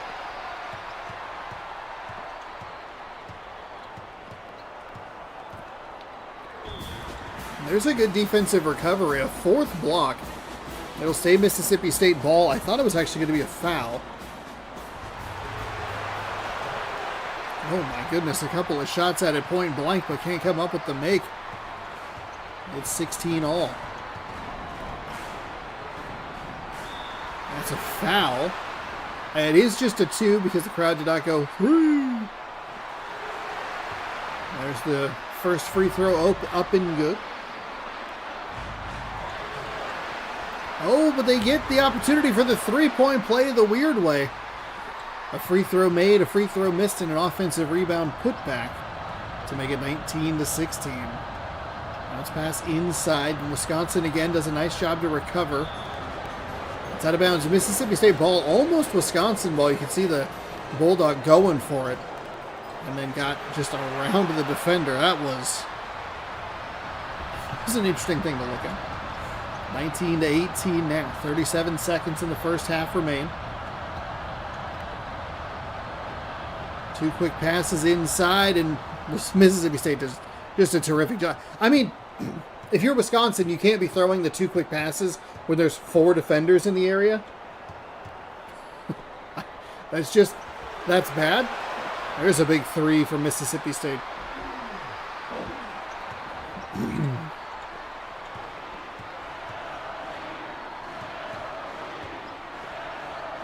21-19, 10 seconds to go. It's off the back of the iron, the front of the iron. That one misses point blank. Mississippi State with a deep 3. It's off the front iron. And no good. 21-19 is going to be our halftime score. Wisconsin gets the ball to start the second half, down by 2. They got aggressive trying to get the ball into the paint, but just bad plays. There's good defense from the Bulldogs that led to a good defensive play for the Badgers on the other end. There's a bounce pass inside, and there is a shot that's left a little short.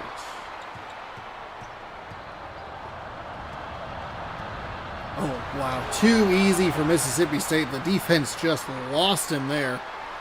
That's an easy bucket on the other side. We have a Monsters, Inc. game, everybody. 23-19.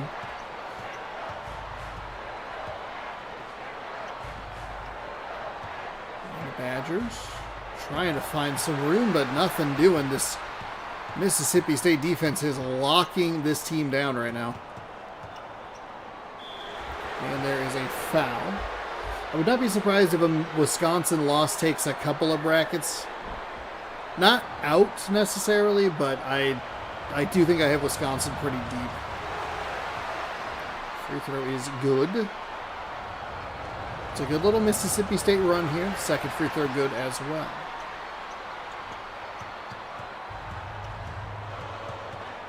They're going to meet him right at the half-court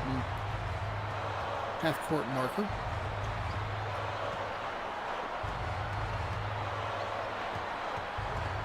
Center is trying everything he can. Gets it over that dropped shoulder. You see him go up with the right arm, left shoulder, up and over. 25-21.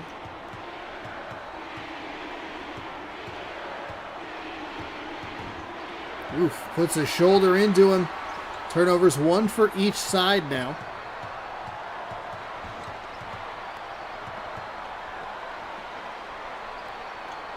Where's Wisconsin want to go with a mid-range? They're going to go into that corner play again. Bounce pass into the number 54. There's a 3. Left it a little short. Still a 4-point game here.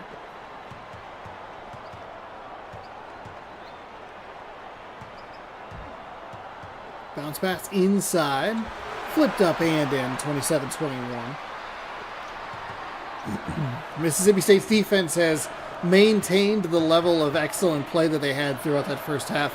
Wisconsin's defense hasn't been as effective, and that's been the difference so far through the first couple of minutes of this half.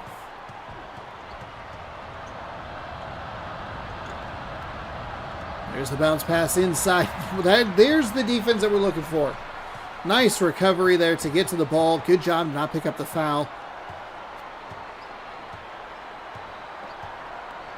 And now Wisconsin, they'll kick a 3 up. It's no good. Oh, you could like to see the 3-point specialist sticker on that guy, but you loved it as a catch and shoot. Baylor was driving me absolutely nuts with that. Mississippi State on the other end, they get it there. They get it to go. And that is just not what you're looking for if you're a picker of Wisconsin.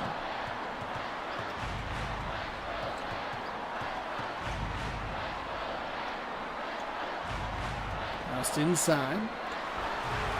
Little two-point shot made. There's the alley layup. It's no good. The putback, though, is good. It took Wisconsin 3 tries to get 2 points. Not a great ratio, but sometimes you just got to take what you can get.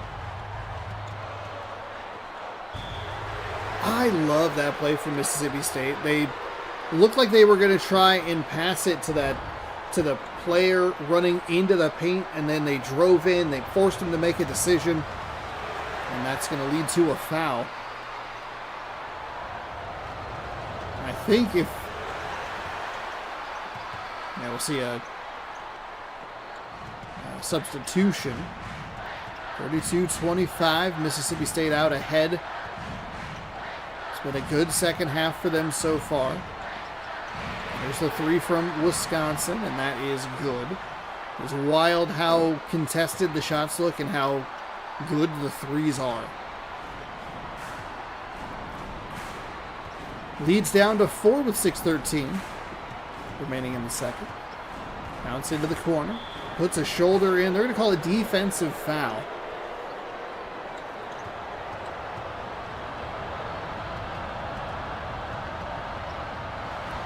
It's too easy for Mississippi State. Wisconsin's defense, the Wisconsin on defense has lost him a couple of times.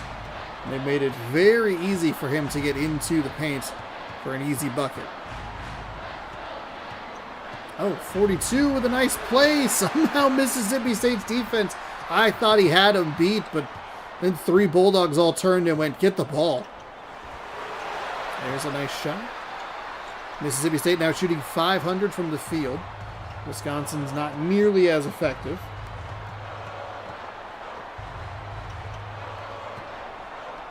There's a 3 for the Badgers. Can't come up with it, and this game is starting to feel like it's going to be Mississippi State's victory. Obviously a lot of time left for Wisconsin, but they have not been nearly as consistent offensively and defensively. And Mississippi State has been much better in this second half. So we might have a bracket buster brewing here in game number 8 of day 3.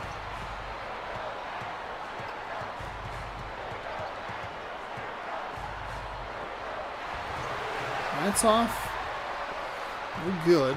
39-28. It's an 11-point game. Wisconsin just feels like just overmatched. Which is weird because they're not that ranked that differently.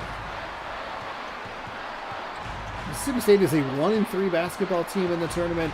Wisconsin's 3-3. With a little pump fake there. It's just kind of a mess. Too much of a mess. There's a nice float pass into the lane, and there's a jam home.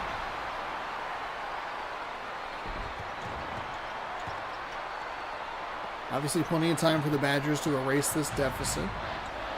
But they got to turn that defense back up. They were good about it in the first half.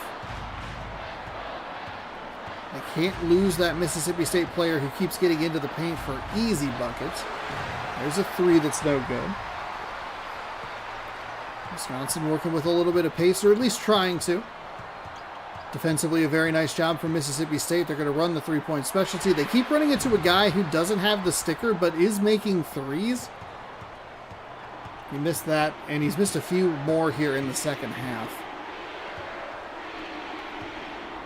Bounce pass inside.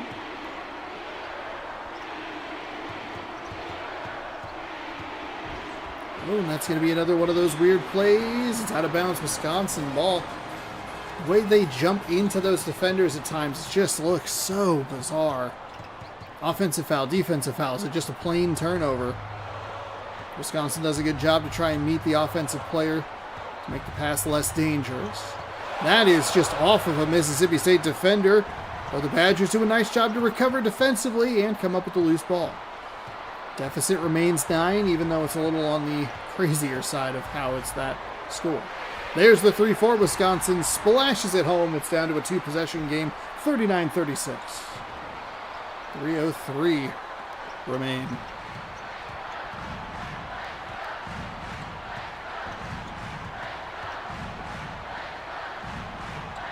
no, they lost him again. He was there. I mean, there was a defender in the general vicinity, but that's not what you're looking for. You want congestion. Bounce pass inside. That's rejected. Not really sure what was going on there. That may be the oddest two-point basket we see all tournament. That was utterly bizarre. What in the world was that? They're going to do it again. They have figured out how to beat this Wisconsin defense, and it is losing.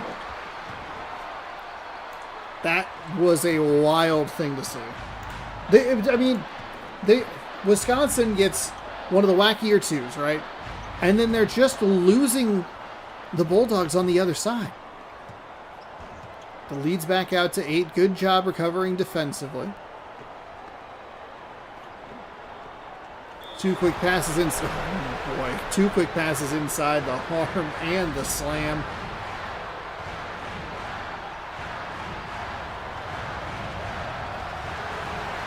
That's off the front iron.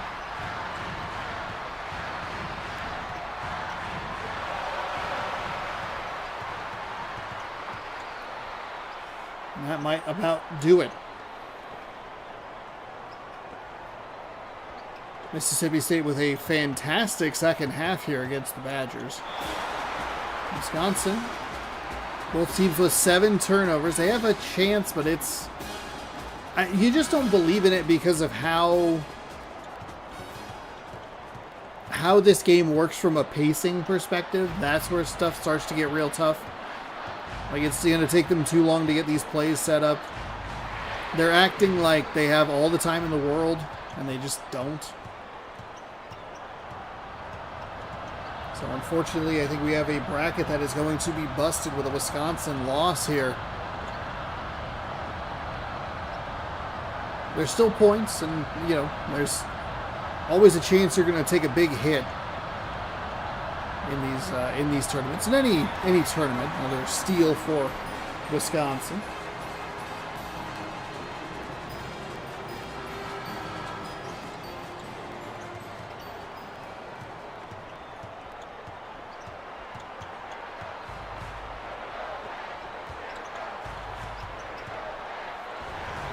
Off the glass, a little too strong.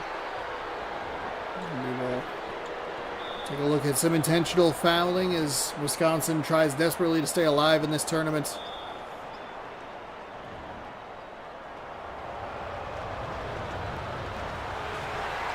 Okay, well, they kind of got what they needed, but they're not doing anything on the offensive side to help themselves.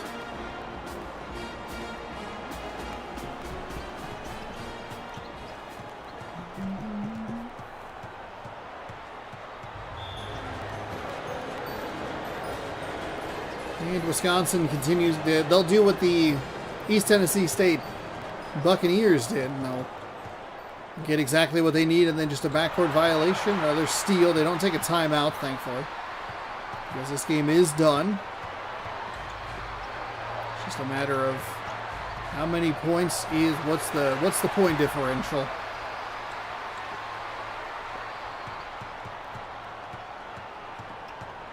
Right now it's 8. I'll steal it, and again, no timeout, which I appreciate. And I mean, they either don't have any, or they're just not taking them, which I'm thankful for. There's one last 3 for Wisconsin. Oh, that is brutal. A 5-0 run at the end of the game makes it at least respectable, but unfortunately they fall, and it'll be Wisconsin out. Mississippi State is in, and we have a bracket that is busted as a Final Four pick goes down. Let's get caught up on those predictions. In first place, Spring is in the air. They have 18 points and a 176 score potential. Murph Dogs Picks is in second with 17, a 171 score potential. Let's Go is in third with 16 and a 178 score potential. I am tied with 16, but a 174 score potential. And then, will this be the year I win? In 5th with 11 points and a 145 score potential. I can't have you playing that for even a moment. I forgot that it did that. Yeah, brutal day for them, but Cincinnati is kind of their last chance in this little chunk of the bracket. They went 1-7 today, which is unfortunate. Yeah, goodness gracious. Including that Wisconsin loss, so.